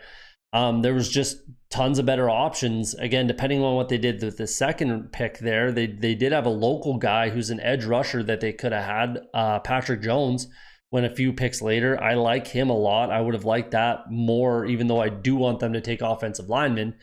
I would have liked that more than Kendrick Green, to be honest with you. But if you want to stay on the offensive line, I'm absolutely all for it. Spencer Brown was there, Ben Cleveland, Robert Ainsey, Quinn Miners was there. All those guys make more sense to me. Couple corners, Melifonwu, Elijah Molden was there. All these guys make more sense to me than Kendrick Green, if I'm being honest. That's just kind of how I'm looking at it. Ronnie Perkins was there. It just didn't. I know if you like your guys, take your guys, but man, I thought there's better options in those 2 picks, and that's what really hurt their draft stock for me. Your 2 of your top 3 picks are, in my opinion, not great. Tight ends don't usually do extremely well in their first year, in their rookie year. They're not, lighting the world on fire as rookie tight ends, especially when you're a backup rookie tight end, and this, again, the Steelers window is closing. They need to win right now. So I don't know. I don't love those picks, if I'm being honest. Dan Moore, they got back-to-back Aggies. They got Dan Moore, who I'm perfectly fine with that. That was a good pick. They absolutely needed to address the offensive line. I'm okay with that. Got decent value, no worries there. Buddy Johnson, I really like that pick. Makes tons of sense. He'll actually have a shot to start right away opposite Devin Bush there. I mean, they brought back Vince Williams, but they also brought him back to save some money, I believe is what happened. I could be wrong, but I believe that's what happened. But I like that pick there. Isaiah Loudermilk, just, again, better options. That's kind of realistically, that's not a big deal. It's those 2 picks in the second and third round that really killed the draft for me for the Steelers. Maybe I was a bit too hard on them too. Maybe a D is a little too hard. I didn't give them an F, but they're the bottom 6, right? For me. Quincy Roche might have been their best pick of the whole draft. If I'm being honest, I love Najee Harris, but that's where he should have went. But Quincy Roche was an absolute steal for me in the 6th round. I think there's a very good opportunity for him to start opposite TJ Watt this season. I think him and Alex Highsmith obviously have an open competition. And I think Quincy Roche has an excellent chance to win that job and to be a starter for this Pittsburgh Steelers defense. Trey Norwood, very good pick. I'm happy with that. They definitely needed to address the cornerback position specifically. They absolutely had to address that, and they did. That was a great pick.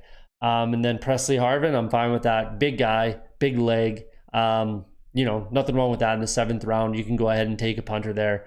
But all around, it was a bit of a subpar draft for me for the Steelers. Najee Harris was fantastic. Quincy Roche was fantastic. And they had some good picks along the way, but they really dropped the ball there for me. It just didn't make sense, those 2 picks in the 2nd and 3rd round, where they really could have made their team better this year. Or, like I said, plan for the future with your quarterback and taking a guy like Kellen Mond, trade down, whatever. There's options that they didn't, they just, again, if you like the guys you like, I get it. But, and Fairmouth is a local guy, so I get it. But if you're going to plan for your future that way, you're not going tight end first, in my opinion. I would have went Trask or Kellen Mond if that was what your mindset is. So there you go. I didn't love the draft for the Steelers. I know people are going to say that it's because I'm a Bengals fan, but leave a comment. Let me know what you think. Let me know where or why you think I'm wrong about it.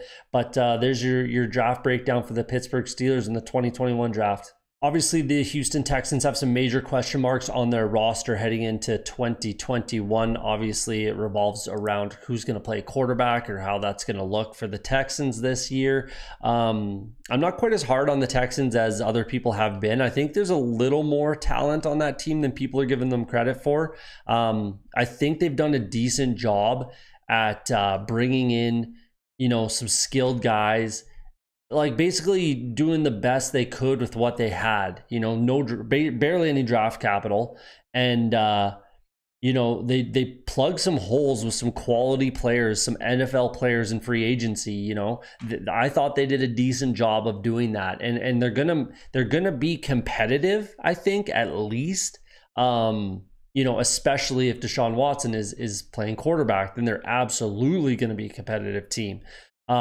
If he's not, they're still going to be one of the worst teams, in the league. But I do think that they're going to, at least compete and give a run, give some teams a run for their money. You know what I mean? They're not going to go out there and beat the Buccaneers and the Chiefs of the world, but, they could, have some good games against the Jets, Bengals, and even, some divisional games might get tight, Titans, Colts even. We'll see how it shakes down, but I think they did a decent job at plugging up some holes where they could, and they did the best they could with what they inherited from good old Bill O'Brien, who's just a stooge. But here we are. So I think they surprised pretty much everybody, including Davis Mills, with that picking him in the 3rd round. I think it was a good pick. I don't think that you start him day one, kind of regardless of what happens with Deshaun Watson. I think Tyrod Taylor can play. There's some free agents out there that could potentially come in and just and play for the year if you need them to. I mean, maybe towards the end of the year, second half even of the season, you might see Davis Mills be the starter for the Texans. Again, depending on what happens with Watson. But I really don't mind the pick at all. There was a lot of people had him going in the 1st, 2nd round, so it was decent value. He's got the measurables and the pedigree and everything like that. So it's okay. I don't mind the pick whatsoever. And it definitely created a bit of a stir on draft day. Nico Collins, I think, was a fantastic pick. I think he wasn't a world beater stats wise at Michigan, but he's got the measurables, 6'4", 220, ran a 4.4. I think that those are definitely numbers that you can work with. And I think he's got a shot to be a starter right away. I think Brandon Cooks, Nico Collins, and Randall Cobb is a pretty reasonable, wide receiver group with Isaiah Coulter still there, even helping out, and Kiki Cutie. They brought in Chris Conley, who's still a good vet. So I think, again, they did the best they could with what they had. So, it's not a horrible wide receiver room in Houston. It's really not. And And then Brevin Jordan was good value in the 5th round for a tight end, that again might have a shot to start right away alongside Jordan Akins. They run a lot of 2 tight end set type of offense. Hard to say if that's what it'll look like this year, obviously, with all the turnover, but with the coaching staff, but it's great value for him right there. Then he could be their number 1 tight end as soon as potentially this season. So it was a great pick. They would have gotten a better grade from me if they didn't kind of drop the ball a little later in the draft. And not necessarily position wise was the big issue. It was more that there was just, better options for the team. And Dalen, Garrett Wallow, sure, whatever, but Dalen Hayes was there, Jason Pinnock, KJ Britt, Ogundeji, was there, Avery Williams. There were some other options in the 5th round that they could have went with that I would have been happier with. But that's kind of just my opinion, I suppose. Same with the 6th round. There's better options, and they didn't address the offensive line whatsoever, which I think every team, unless you have 3 picks like the Seahawks, every team needs to address the offensive line and a DB at some point. That's how I always look at it for drafts. You have to address those 2 positions. Realistically, I was okay with them not addressing a defensive back because they put a lot of capital into that free agency, but they definitely do need to address the offensive line a little bit. So with Roy Lopez there, you could have went with Will Sherman, decent offensive lineman there, and would have been a great value pick. Landon Young, Stone Forsythe would have been great there. And even if you want to stick with a defensive tackle, Jalen Twyman would have been a better option in my opinion. And then even, if you want to add a running back, Larry Roundtree was there, but realistically, there was just better options with those 2 picks, and it might have bumped them up a little bit for me. But again, I don't think I'm as hard as a lot of other people are on the Texans. I think they've done the best they could with what they inherited, as a new group coming in. So there you go. Let me know what you think in the comments. There's your breakdown for the Houston Texans. Might catch some heat from Colts fans here. I'll say that right off the top, but I just didn't love their draft. Again, it was another bottom 6 draft for me. I really didn't like it. I think they could have done a lot better in a lot of spots. So let's go through it here. First pick, Kwity Paye. Here's the thing, when I did my mock draft, I knew they liked Kwity Paye, and I was very confident he would be there when their pick came up. And I was trying, and this is something people who make mock drafts kind of fall into. I try to not, but I did in this case. I was trying to find ways for them not to take Kwity Paye. I don't know why. I just didn't like him here with the Colts. I don't know, and maybe he wins Defensive Rookie of the Year and I look like an idiot, but I just thought, and maybe it's not, that it was Kwity Paye and there's better options at defensive end, even though Gregory Rousseau might be that guy. But I thought corner would have been a better option. And even, I had Christian Barmore going here, and I thought Christian Barmore would be a better option than Kwity Paye. So that's kind of where I went with it, and that's why I didn't love it. This is my personal opinion on this draft, so that's how I feel about it. And again, there was tons of corners available that they could have went with. You could have even had a weapon like Elijah Moore, maybe, something like that. But I don't know. I don't hate the Kwity Paye pick. I don't hate it, but I don't love it either. Obviously, it's orange and not green, but there you go. I'll leave it at that on that one. What really, really went south for me was these next 3 picks. It just, they could have still done Kwity Paye and again gotten a much better draft grade for me if they had gone a couple different routes. Deo Odeingbo, I don't think they needed to reach there to grab him. And I just thought there were some better options available. Even Pat Freiermuth, who I gave the Steelers a terrible grade for, I think he would have been a much better fit here in Indy. Would have been another weapon to give to Carson Wentz there. And, would have been the tight end of the future for sure, and potentially like the right now guy. So I would have liked that more. Tutu Atwell even, a weapon like that makes tons of sense for me. Terrace Marshall's there. But the biggest one really, if you want to go defensive end, which I'm okay with, you can't take Odeingbo over Boogie Basham for me. You can't. If you do that, you're gonna get a bad grade. I'm sorry. I just think that Boogie Basham is much better than Odeingbo, and we'll see depending on how their careers go. But I could be very wrong or very, very right, and I think I'm gonna be more right than wrong on this one. I think that that's what really killed it for me is you just can't take Odeingbo over Boogie Basham. Period. So there you go. That one hurt for me. And then Tylen Granson, you took your tight end. You know, you had a better option earlier in the draft. Would have been a better pick. Just doesn't make sense. I don't particularly like him as a player. He's a little undersized.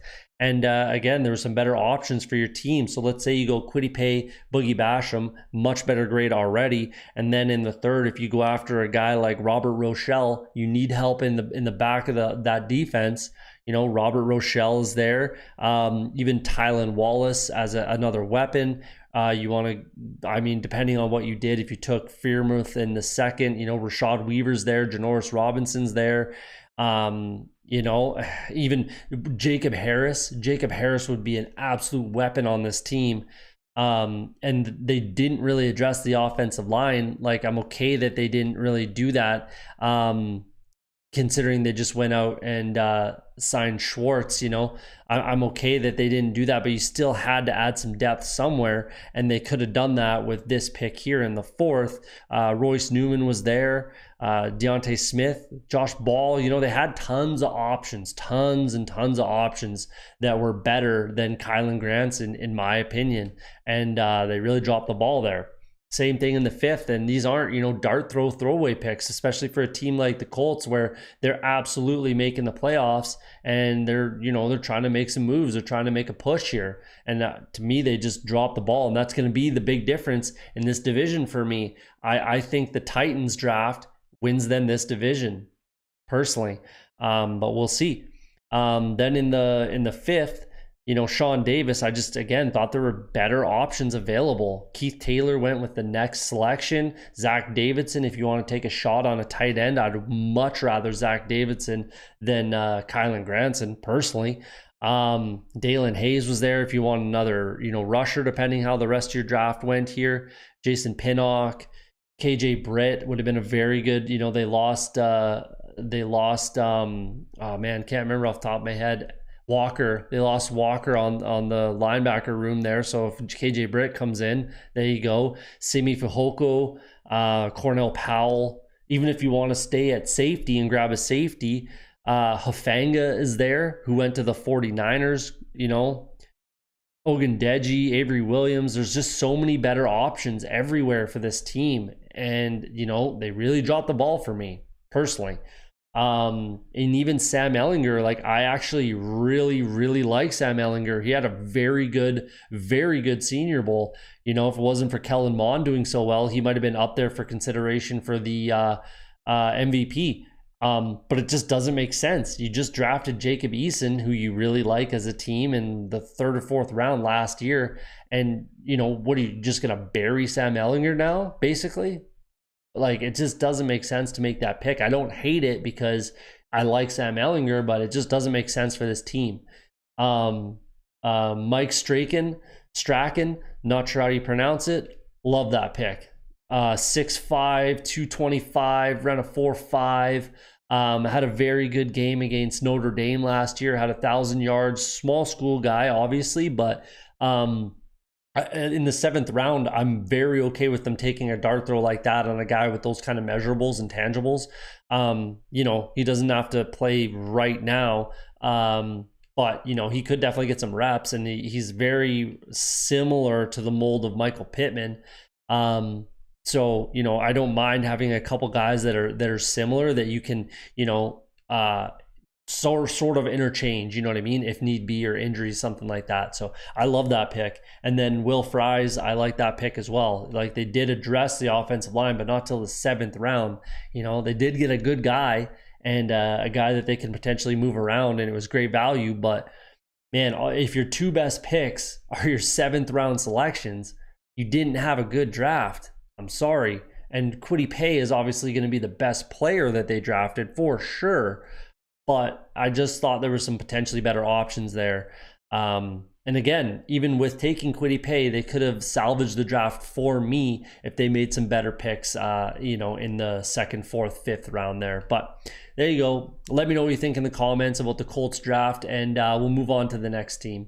The first overall selection, Jacksonville Jaguars, had a pretty good draft, definitely above average. Obviously, the thing that sticks out right away is the red for Travis Etienne. And I'm going to explain that. I'm going to explain why I don't like it. It's not that I don't like Travis Etienne. I absolutely really like Travis Etienne. He was still my number 2 running back. I still thought he was a first round selection, which he was. I just didn't like the fit with Jacksonville personally. You kind of hit the lottery with James Robinson, and there was some options you could have went with later on in the draft, which we'll get to. So first overall selection, Trevor Lawrence, love it. The dude is the best quarterback. I think he's the best quarterback in this draft, like head and shoulders. It is, and I don't particularly think it's close. I really don't. Time will tell and we'll see, but I just think like Trevor Lawrence has been the first overall selection since he was in high school. Like the kid has just been groomed to be an NFL quarterback since he was a child, literally. And he still is a child, if we're being honest with ourselves. Like he's a young kid, and for his age, he's very mature for his age, because again, he's been groomed for this since he was literally, 16, 17 years old. So yeah, he's ready to go. That's a great pick. Makes tons of sense. Love it. He was always going to be the first pick. Moving on. And then, so here's why I don't like the Travis Etienne pick. I think that you absolutely had to get Trevor Lawrence a weapon, another weapon, someone. And not that Etienne is not a weapon, because he absolutely is. I just think that there was more depth later on in the draft, which again, I'll get to, where you could have addressed that position and, been in a similar position. But, if you got a guy like Elijah Moore, with that pick, or Rashad Bateman, with that pick, I think that makes your offense a lot better. So, even if you got a guy like Cornell Powell later on in the draft who played with Trevor Lawrence, that makes more sense to me. So it's not that I don't like Travis Etienne at all, because I really do. It's just that I don't love this fit. It doesn't make sense for me. There would have been better fits for him. There would have been better fits for this team. So yeah, and I'll get to the other running back spots that I think would have made more sense. And again, obviously you can't plan for that, but they had enough capital to plan for that. They could have made it happen. And again, we'll get there. The Tyson Campbell pick, I really like that. I don't particularly think that corner was a point of need for this team.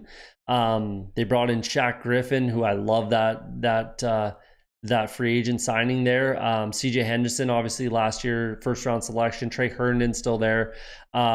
Josiah Scott, Chris Claybrook, Sidney Jones are all still there. But I don't mind the pick whatsoever. I had Tyson Campbell as a first round selection, a first round talent. Got him in the second round, obviously first pick in the second round, but great pick. Love it. Nothing wrong with that at all. Walker Little, love the pick. Makes tons of sense. Has the pedigree. That's a great pick. Nothing more to say there, especially with Cam Robinson potentially leaving. He's playing on a franchise tag this year. We'll see what happens there. But, a guy like Walker Little could be the left tackle of the future for the Jags. Love it. Andre Cisco, nothing wrong with that. He actually will have a shot to potentially start. It's hard to say how the safety situation is going to look for the Jags. They paid Rayshon Jenkins a boatload of money. Rudy Ford's there. Daniel Thomas is there. Jared Wilson, Josh Jones, Andrew Wingard, and then Andre Cisco comes in as well. So he'll have a shot to compete and potentially play, a meaningful role for this team, being a third round pick. He'll play on special teams, all that kind of stuff. Nothing wrong with that pick whatsoever. Where it kind of falls off for me is Jay Tufele.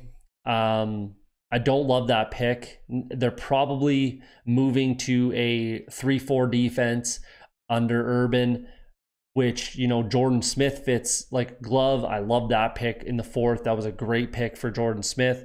But moving back to the Jay Tufele pick, I think this is where they could have added another weapon and a running back where, they're getting better value at wide receiver. instead of Travis Etienne. If they go Elijah Moore, and then in the fourth year at 106, if they grab Michael Carter, who went with the next selection. And obviously, again, you can't plan for that in the first round, but again, with this amount of capital that they had, they could have kind of planned for it. You know what I mean? So, and that would have made this team a lot more dangerous for me if they had Elijah Moore with that pick instead of Etienne, and then Michael Carter here would have made tons more sense for me. Even still, even if they stayed the way that they are right now, you know, Des Fitzpatrick was there. That's absolutely a guy I look at. Amon-Ra St. Brown, I would have looked at there. You know, even a guy like Ellerson Smith would have made tons of sense in this defense that they're moving to. I thought there's better options, even if it stays the same, even if they obviously keep the ETN pick and they're sitting there, you know, if they're sitting there with the 106th pick, you know, Des Fitzpatrick, St. Brown, Ellerson Smith, like all those guys more. Yeah, even like Tyler Shelvin, if they're moving to a 3-4, big stuffer like that, it just tons of better options for me. Again, Jordan Smith, love that pick. Nothing wrong with that at all. He might actually, you know, play a serious role on this team. He might be a starter on this team as a kind of an outside linebacker, 4-3 kind of edge rusher type of guy. I think he's got a very good shot to be one of those guys. And then again in the fifth, again, you know, I go back to the ETN thing. Kenneth Gainwell was there for them. So you could have planned for the future. You could have planned to take a running back later and gotten a very, very reliable, an awesome weapon for Trevor Lawrence in that first round pick. You know, you could have got him a very, very, very quality, very talented wide receiver to add, you know, with Laviska Shenault and DJ Chark. You know, Marvin Jones is good, but, you know, he's getting up there. Colin Johnson, you know, I really like Colin Johnson actually, but he can't do the things that those guys can do, that's for sure. So I just thought there was better options. And again, even if you want to stay at tight end, Brevin Jordan was right there. You know, another weapon who was right there, would have been great value, would have made tons of sense. And, you know, been a weapon for Trevor Lawrence. Like, Luke Farrell's not going to be a weapon. So I just don't love those two picks, and that's what pulled it back for me. The ETN is fine, even if those two picks, you go a different route. And then Jalen Camp in the 6th, sure, why not? You literally didn't add a wide receiver throughout the draft, so I guess you take a flyer on a guy in the 6th round. I'm okay with that. So it was a decent draft, still above average for me. It's just it could have been a great draft, even if they still stuck with Travis Etienne, you know? So either way, they're going to be a better team for it. I do like the Jags moving forward. I've been a huge Jags supporter. If you pay attention to this channel much, I've been a huge Jags supporter the last few years. I think they got a way more talent than people give them credit for. And I think they're going to give some teams some problems now that they have an absolute stud at quarterback. Jeez. So there you go. We'll see what happens. There's your breakdown for the Jags 2021 NFL Draft. So we got the other A+ draft grade here for the Tennessee Titans. I think they had an absolutely fantastic draft. I think they hit it out of the ballpark. And let's go through it and I'll explain my reasoning and why I think they did so well. Obviously, Caleb Farley, I think, dropped a little bit too far, a little bit further than people were kind of expecting, and kind of fell into their laps. It was a need, and they addressed it, and it's a fantastic get for them at 22nd overall. You know, he could have went easily top 15, and I don't think anyone would have, you know, been jumping up and down saying that they're crazy for picking him there. So a lot of people had Farley as maybe their number one corner, potentially, you know, a little bit of injury concern there, but everything seems to be okay and looks okay. So, you know, and he's going to start right away for this team. So it was a great pick. Second round selection, Dylan Radins. You know, small school guy a little bit. He's going to probably start right away at right tackle for this team. Obviously, since Jack Conklin left, The Isaiah Wilson experiment didn't work, and they just, keep swinging, keep looking for that right tackle to shore up that offensive line. And I think this is probably going to be the guy, if I'm being honest. I think he's going to start over, I don't think Kendall Lamb, who they brought in from the Browns, is going to be the guy to start there week to week kind of a thing. So there you go. I think Dylan Radun's another guy who's going to start right away. Monty Rice comes in. I think he's Jayon Brown had some injury issues last year, so he can step in like right away if need be. He can play on special teams for sure and back up both Rashaan Evans and Jayon Brown. If any injury should occur, they now have a capable backup that can step right in and play right away. He's going to play meaningful snaps from day one. The other third round pick, Elijah Molden, people had Elijah Molden going in the first round. For him to drop to the third, a lot of people had him as their number one safety. He might play corner, might play safety. I think for this team, he absolutely plays safety. I had him as my number two safety after Javon Holland.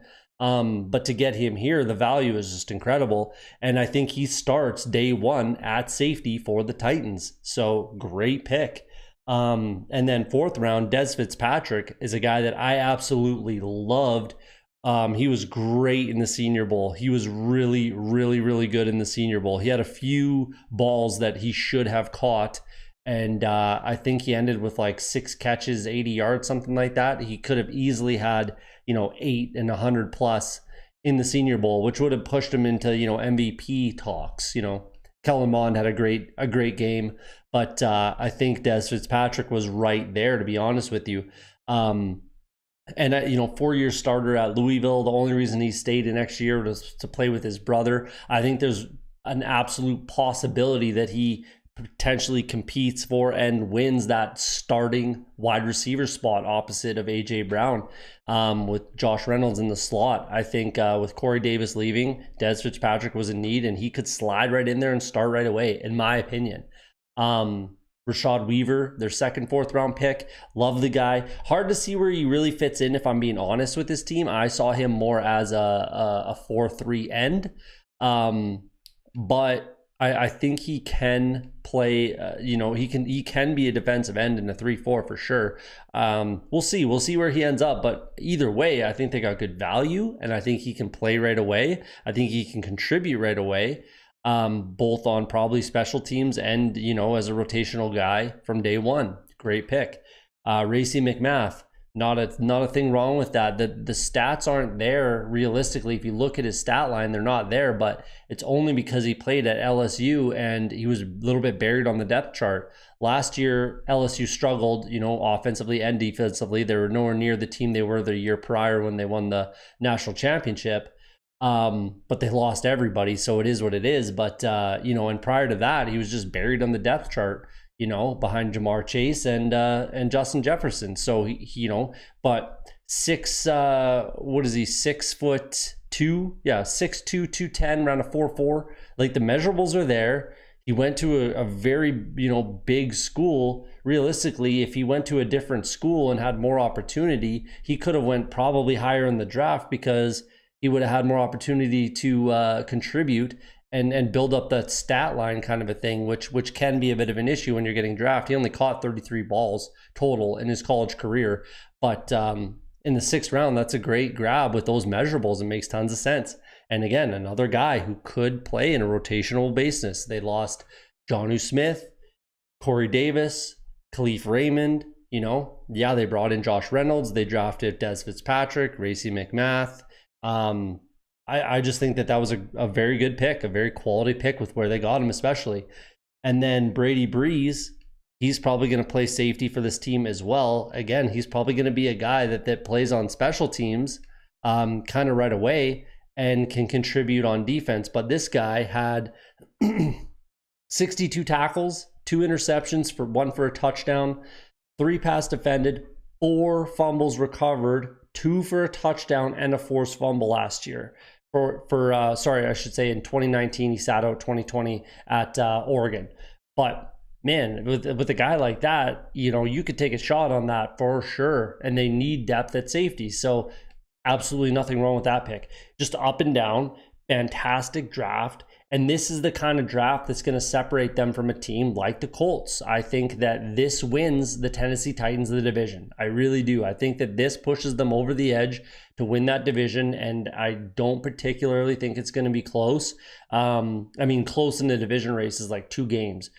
Or sorry, that's not close. 2 games is not close in the division race. If you have the same record, even one win over that, you know what I mean? It's a lot closer. But I think they could potentially win this division by 2 games, and I think it's probably directly because of the outcome of this draft. So they did a great job. They did a great job, and this is a better team for it. And 1 of 2 A+. So good job for the Tennessee Titans. There's your breakdown for them for the 21 NFL draft. Broncos were in a running for an A+ grade. They fell just a little bit shy. I don't really know why. I think it was pretty close. It was razor close. I just think that the Patriots and the Titans just had too good of drafts for what they did in the offseason, what they had on the roster currently. But the Broncos were right there for an A+ grade. Don't get me wrong. I could just only give out 2, so it is what it is. But they were right there, and they had one of the best, probably third, overall draft in the 32 teams this year. So great draft for the Broncos. They did a great job of picking guys that were, right up there as far as like my rankings were concerned, but maybe not the number 1 overall guy. Like Patrick Surtain was my number 2 corner. They got him right after the number 1 corner, so it makes sense. And that was a great pick, and he's going to start right away for this defense. And it was definitely a need, and it kind of completes the back end of that defense anyways. So it was a great pick, makes tons of sense. Here's the thing. They could have went one of 2 ways. Either they completely just buy into Drew Lock and they're a quarterback away, and either Drew Lock is that guy, or they move on immediately. Maybe there's a trade out there for Aaron Rodgers. I don't know. We'll see.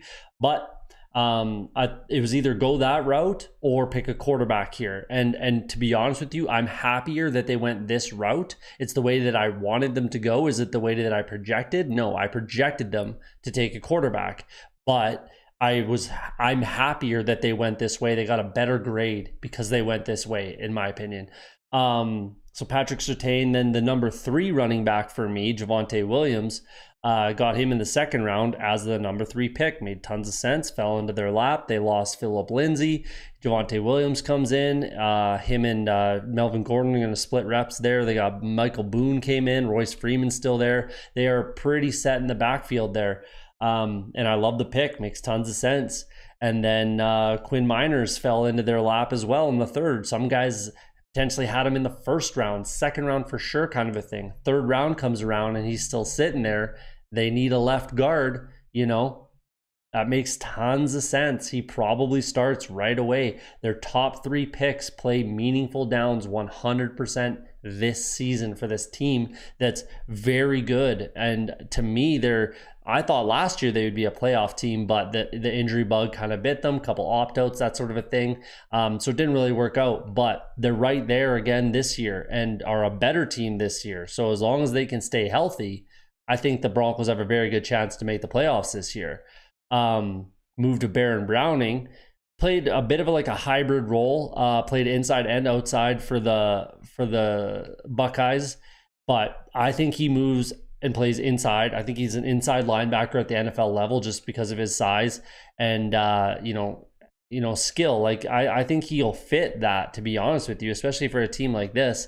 And there's potential there that he starts. I think he'll have a shot to earn it. Josie Jewell and Alexander Johnson, there's nothing wrong with those 2 guys whatsoever, but I think he'll have a shot to compete, and if there's an injury, he slides right in there. And definitely on special teams, I think he's definitely another great pick in the 3rd round. I love that for them. And then the 5th round, they grab a couple safeties. Justin Simmons is on a franchise tag. There's no guarantee, or is he still on the franchise tag, or did he sign a deal? I can't remember, if I'm being honest off the top of my head, but Kareem Jackson might not quite be that guy. And if I am right off the top of my head and Justin Simmons is on that franchise tag, you're not really sure what's going to happen there. So grabbing those 2 guys in the 5th, great value, both great players that are going to be, again, at the very least, backups and contributors on special teams. Seth Williams might have been, potentially pushing for a starting spot on other teams if he had gone there. He's gonna be a little bit buried, but you got him in the 6th round. Nothing wrong with that whatsoever. Again, if Courtland Sutton can't quite come back right away, or if he's slow to come back, or there's any other injury sort of a thing, Seth Williams can absolutely play. Kerry Vincent might have been the steal of this whole draft for this team. Guy's got track speed. He ran track for LSU. 4.33 he ran at the pro day. 2 years ago for LSU, he opted out in 2020. 2 years ago, he had 4 interceptions, 8 passes defended, 47 tackles. That in the 7th round, that is extremely good value, and it's an absolute need for this team. Again, they got Patrick Surtain early, but then adding a guy like Kerry Vincent in the 7th round is phenomenal. And then Jonathan Cooper and Marquise Spencer. Jonathan Cooper had a pretty good Senior Bowl and supposedly had good meetings with teams. So he'll step in and be potentially a rotational pass rusher type of a guy. Same thing with Marquise Spencer will play on the defensive line, kind of probably back up Shelby Harris type of a role. Maybe Jamonte Jones type of thing, but all of these guys have potential to play, and that's what differentiates, a good draft from a great draft, or a bad draft from a good draft even, is, how many guys did you draft that are going to play meaningful snaps for your team this season? And I think the Broncos have quite a few guys that are going to, play a role on this team right now and potentially moving forward. So great draft. Let me know what you think in the comments, and there's your breakdown for the 2021 Denver Broncos. I might have been a little tough on the Chiefs for their draft, and it has nothing to do with, the capital that they had. No first-round picks, obviously. They had a great selection, phenomenal selection with Nick Bolton there in the 2nd round. I think he starts right away, and he's probably the defensive play caller for this defense. I thought that was fantastic value there at the end of the 2nd round too. There was a lot of potential for him to go in the 1st round and for him to slip all the way to the end of the 2nd, and it was a great landing spot. You're going to a team, that's a Super Bowl contender. I think wins the Super Bowl this year personally. So it's a great spot for him to go, and that was a great selection. Makes tons of sense. The Creed Humphrey pick, there's nothing wrong with it. I just think that obviously, given what happened in the Super Bowl, the Chiefs almost went a little overboard and a little overkill on the offensive line, if there is such a thing, right?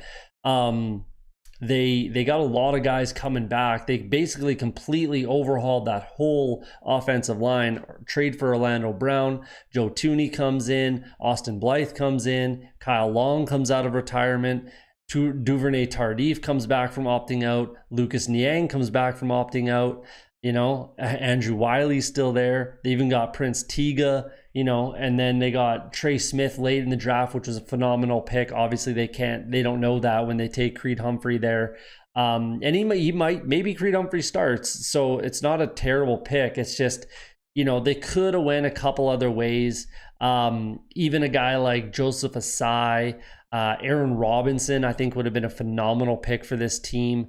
Paulson Adebo even, so, I would say a linebacker there, but with getting Nick Bolton, you're definitely not going that route. But, guys like that, I think could have been a little bit more kind of difference makers right now than Creed Humphrey. If there is such a thing as going overboard, they kind of did, and they're in a great spot for the offensive line. And that was obviously the biggest and only weakness of this team in the Super Bowl, and it's kind of what lost them the game. So they absolutely addressed it, both in free agency and the draft. So nothing really wrong with the pick. I just think that there was a couple other, options there that would have maybe made this team better all around, if that makes sense.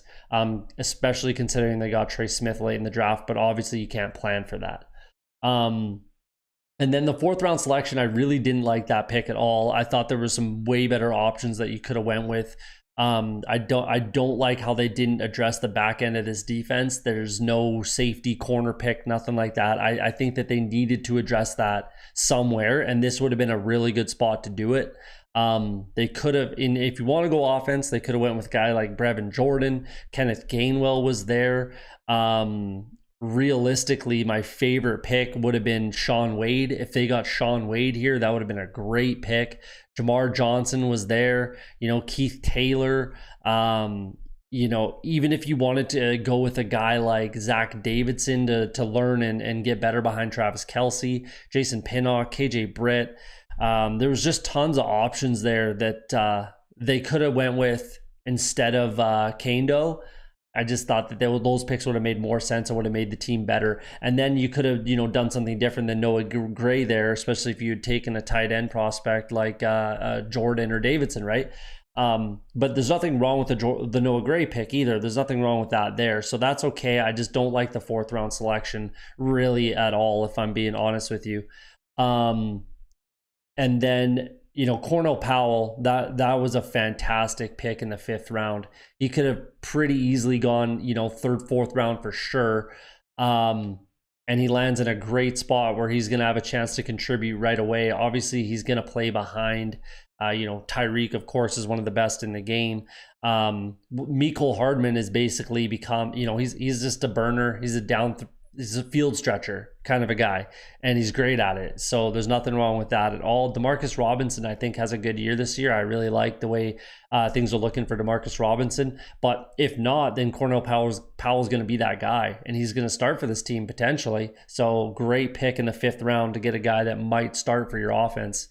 And then Trey Smith, there you go. Again, a little overkill, but if there is, like I said, if there is such a thing, to have, too many very good offensive linemen, especially with what happened with this team. They obviously understood they needed to address it, and they absolutely did.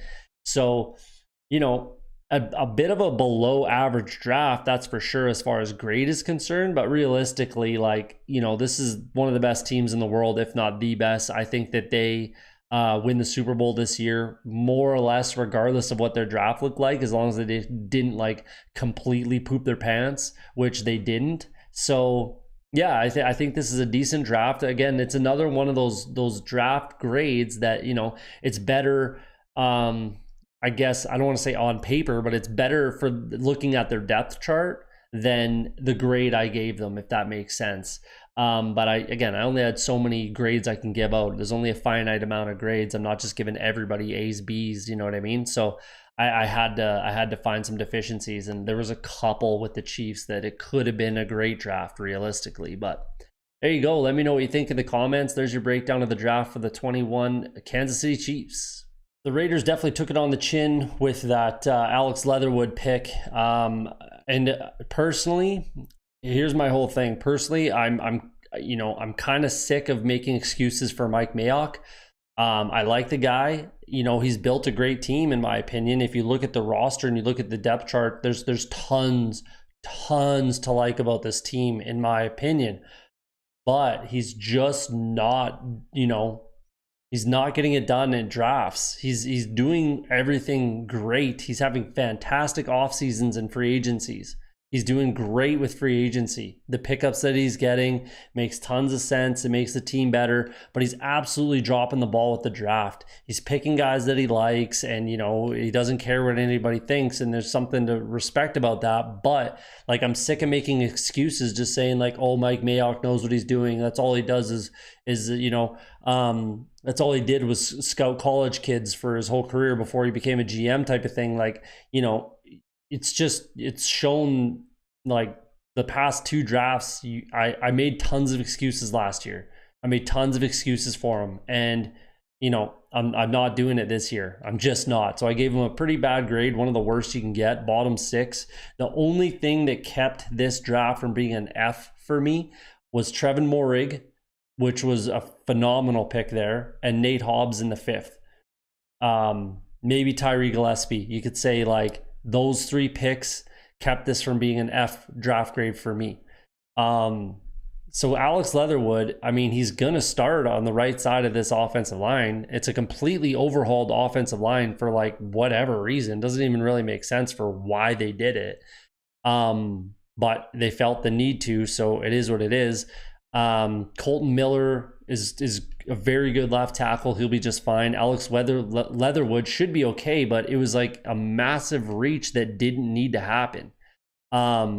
was the biggest thing for me. It just did not need to happen at all. They could have went with a bunch of corners, which would have made this team better. There's other offensive linemen they could have traded down, like he's never done that. Mayock's never traded down, which is, silly a little bit. You got to explore all options. And if you're just saying, you're just going to close your eyes and take Alex Leatherwood at 17th overall, like I just can't get behind it, So got a bad grade for me there. Trevin Moehrig is going to play right away. He's going to start for this defense, and that's a fantastic pick in the second round. A lot of people had him going in the first. So that's a good pick. Nothing wrong with that at all. And then it fell apart again, like Malcolm Kuntz and Divine Diablo. Divine Diablo especially, I'm not saying is a terrible player. It just doesn't make sense for this defense. Malcolm Kuntz, 6'2", 250, not a big guy as a defensive end in the NFL. And then, for a third round pick, are you telling me he's the 79th best, like top 80 player in this draft, Malcolm Kuntz? I don't think so, number one. Number two, in the third round, you're picking a guy who's going to be behind minimum 4 guys. They got Cleveland Farrell, Yannick Ngakoue, Max Crosby, and Carl Nassib that are all going to be ahead in the depth chart. It's a third round pick. What are you doing? Pick somebody that can help your team right now. Divine Diablo, they're probably going to move him into linebacker, which is, again, he's going to be a backup. They just picked Tanner Muse last year, who's very, very similar. So, you're, again, in the third round, 80th overall, you're picking a backup to a backup kind of a situation. Just doesn't make any sense to me. They got Corey Littleton, Nick Kwiatkowski, Nick Morrow, Tanner Muse, and a bunch of other guys that have been on the roster. Like, I just can't get behind it. I cannot get behind it. As far as who they should have picked and why I don't like it, instead of those 2 picks, you could have bolstered your offensive line that you completely blew up in the offseason. Wyatt Davis was there, would have been a great pick, and there's a bunch of other guys that would have been fantastic. Spencer Brown was there, Ben Cleveland, Robert Hainsey, Quinn Miners, and then even just a bunch of corners, Elijah Molden, Melifonwu, Ambry Thomas, all of these guys would have made more sense to me. Even Ronnie Perkins would have made tons more sense than Malcolm Kuntz. I just cannot get behind what they did here. I absolutely cannot. Tyree Gillespie in the 4th, that's a very good pick. Makes a lot of sense. He's actually going to play safety for this team. Makes sense. Good pick. Nate Hobbs, you need corners. Great pick. Makes sense. Great value. Jimmy Morrissey, I like that, but you could have gotten, some better guys earlier in the draft. Richie Incognito is like 39 years old, something like that. He's definitely pretty much done. I can't get behind this draft at all. I really cannot. And luckily for the Raiders, I think they have a very good team. I think they've got a very, very quality roster. But in my opinion, they really didn't get better with this draft besides Moehrig. And maybe Alex Leatherwood's a, Pro Bowler for the next 10 years and I look like an idiot, but I just don't see that happening personally. But anyways, there you go. Let me know what you think in the comments about the Raiders draft. They at least didn't get an F for me, I suppose. But there you go. There's your breakdown for the Las Vegas Raiders 2021 NFL draft. The Chargers were very close, razor thin to not having an A+, and their one pick right there for Trey McKitty would have made this an A+ draft for me, absolutely, if it was someone else, but we will get there. First round pick, Rashawn Slater, that's phenomenal. They had a huge black hole at left tackle that they absolutely needed to address, which they did. In my mock draft, I had the Minnesota Vikings trading up ahead of the Chargers to get Slater. When that didn't happen and he was still there, easy pick. I think Christian Darrisaw was the other guy that they would have taken if someone had grabbed Slater before they picked. So it was fantastic. There's a lot of people who say that Slater's the number 1 left tackle or number 1 tackle in the draft, and they got him at 13th overall. That's phenomenal. Phenomenal value. Great pick. And then their second round selection, Asante Samuel, another guy that a lot of people had in their first round, including me, as far as I recall. And they need help on that defense. Their offense is in a fantastic position. It's, it's the same as it was last year, which was very good, except a little bit better. They got a much better offensive line, and they had Josh Palmer. So they got better than they were last year. And they needed help on the defense, and they definitely addressed that with this draft moving forward, which we'll go through.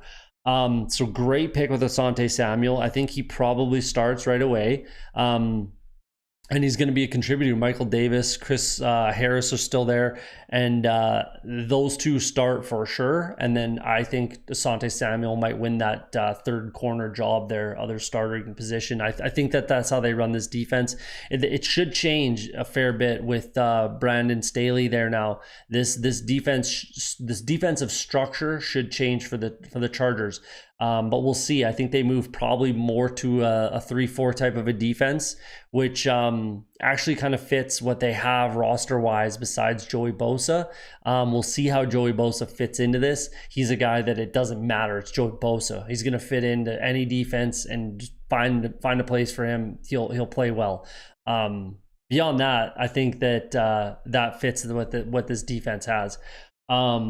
Josh Palmer in the third. They definitely needed to address wide receiver. I don't think that they needed to do it early, so I'm okay with this in the third round. If it were, one of their first or second picks, like I would not have liked that, obviously not in the first round, and that was never going to be an option. It was going to be a left tackle no matter what.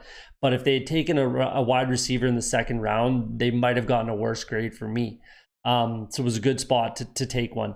Where they lost me, and the only kind of hiccup they had, in my opinion, the only thing that kept them from an A+ was the Trey McKitty pick in the third round. I just don't really like the pick. You went out and grabbed Jared Cook in free agency. For me, that was a good spot to complete your offensive line. They do still need a left guard, in my opinion. They could probably just plug and play a guy, who will be kind of good enough. But Quinn Miners was right there. He went with the next pick, and that absolutely would have taken them up to an A+ grade for me, and it wouldn't have even been close, if I'm being honest. And there was a couple other options, to be honest with you. They could have went with a few corners. Elijah Molden was there, Melifonwu, Ambry Thomas, even Baron Browning for this defensive structure. I think Baron Browning would have fit there quite well. So any of those guys, but realistically, Quinn Miners would have been just perfect for this team and that offensive line, and just completely completes that offense. But they're still going to have to just kind of, find who the best guy can be at left guard there and plug them in. After that, Chris Rumph out of Duke, he had a very good college career, in my opinion. I think he fits as an outside linebacker. I think he fits what Brandon Staley likes to do. I think it makes tons of sense. It was a great pick, great value, everything. Brendan Hymas. Imagine I'm saying his first name wrong and not his last. So Brendan Hymas was a good pick as well. He's definitely not like a start right away guy, which is good that he landed here. Maybe he can slide into that left guard role. Actually, he might be a guy. He'll compete for it, I think. But we'll see. And I don't think he needs to start right away. That's for sure. I'm not sure if he's good enough to just start at the NFL level right away, but it was a great pick and it's great value. Nick Neiman, another guy, he's going to have a shot to start right away. And you're getting a guy in the 6th round that has a shot to start right away for your team. Great draft, Larry Roundtree, I think he comes in and completes that running back room. I don't think he, definitely is not going to compete to start. But he was an underrated running back, in my opinion. I thought a lot of other teams definitely should have taken him, but it was a good landing spot for him here in LA. And that completes the running back room with Eckler, Justin Jackson, and Joshua Kelly. And then Larry Roundtree rounds it out, and you got 4 guys that can all play. That Justin Jackson and Josh Kelly can play. Justin Jackson had some health issues. You bring in a guy like Larry Roundtree, and he can mitigate that. So it was a great pick. And then Mark Webb, 7th round guy, absolutely nothing wrong with that. He's gonna compete on special teams and be a backup kind of safety. So It was a very, very good draft for the Chargers. Makes this team a ton better. Might push them to the playoffs, actually.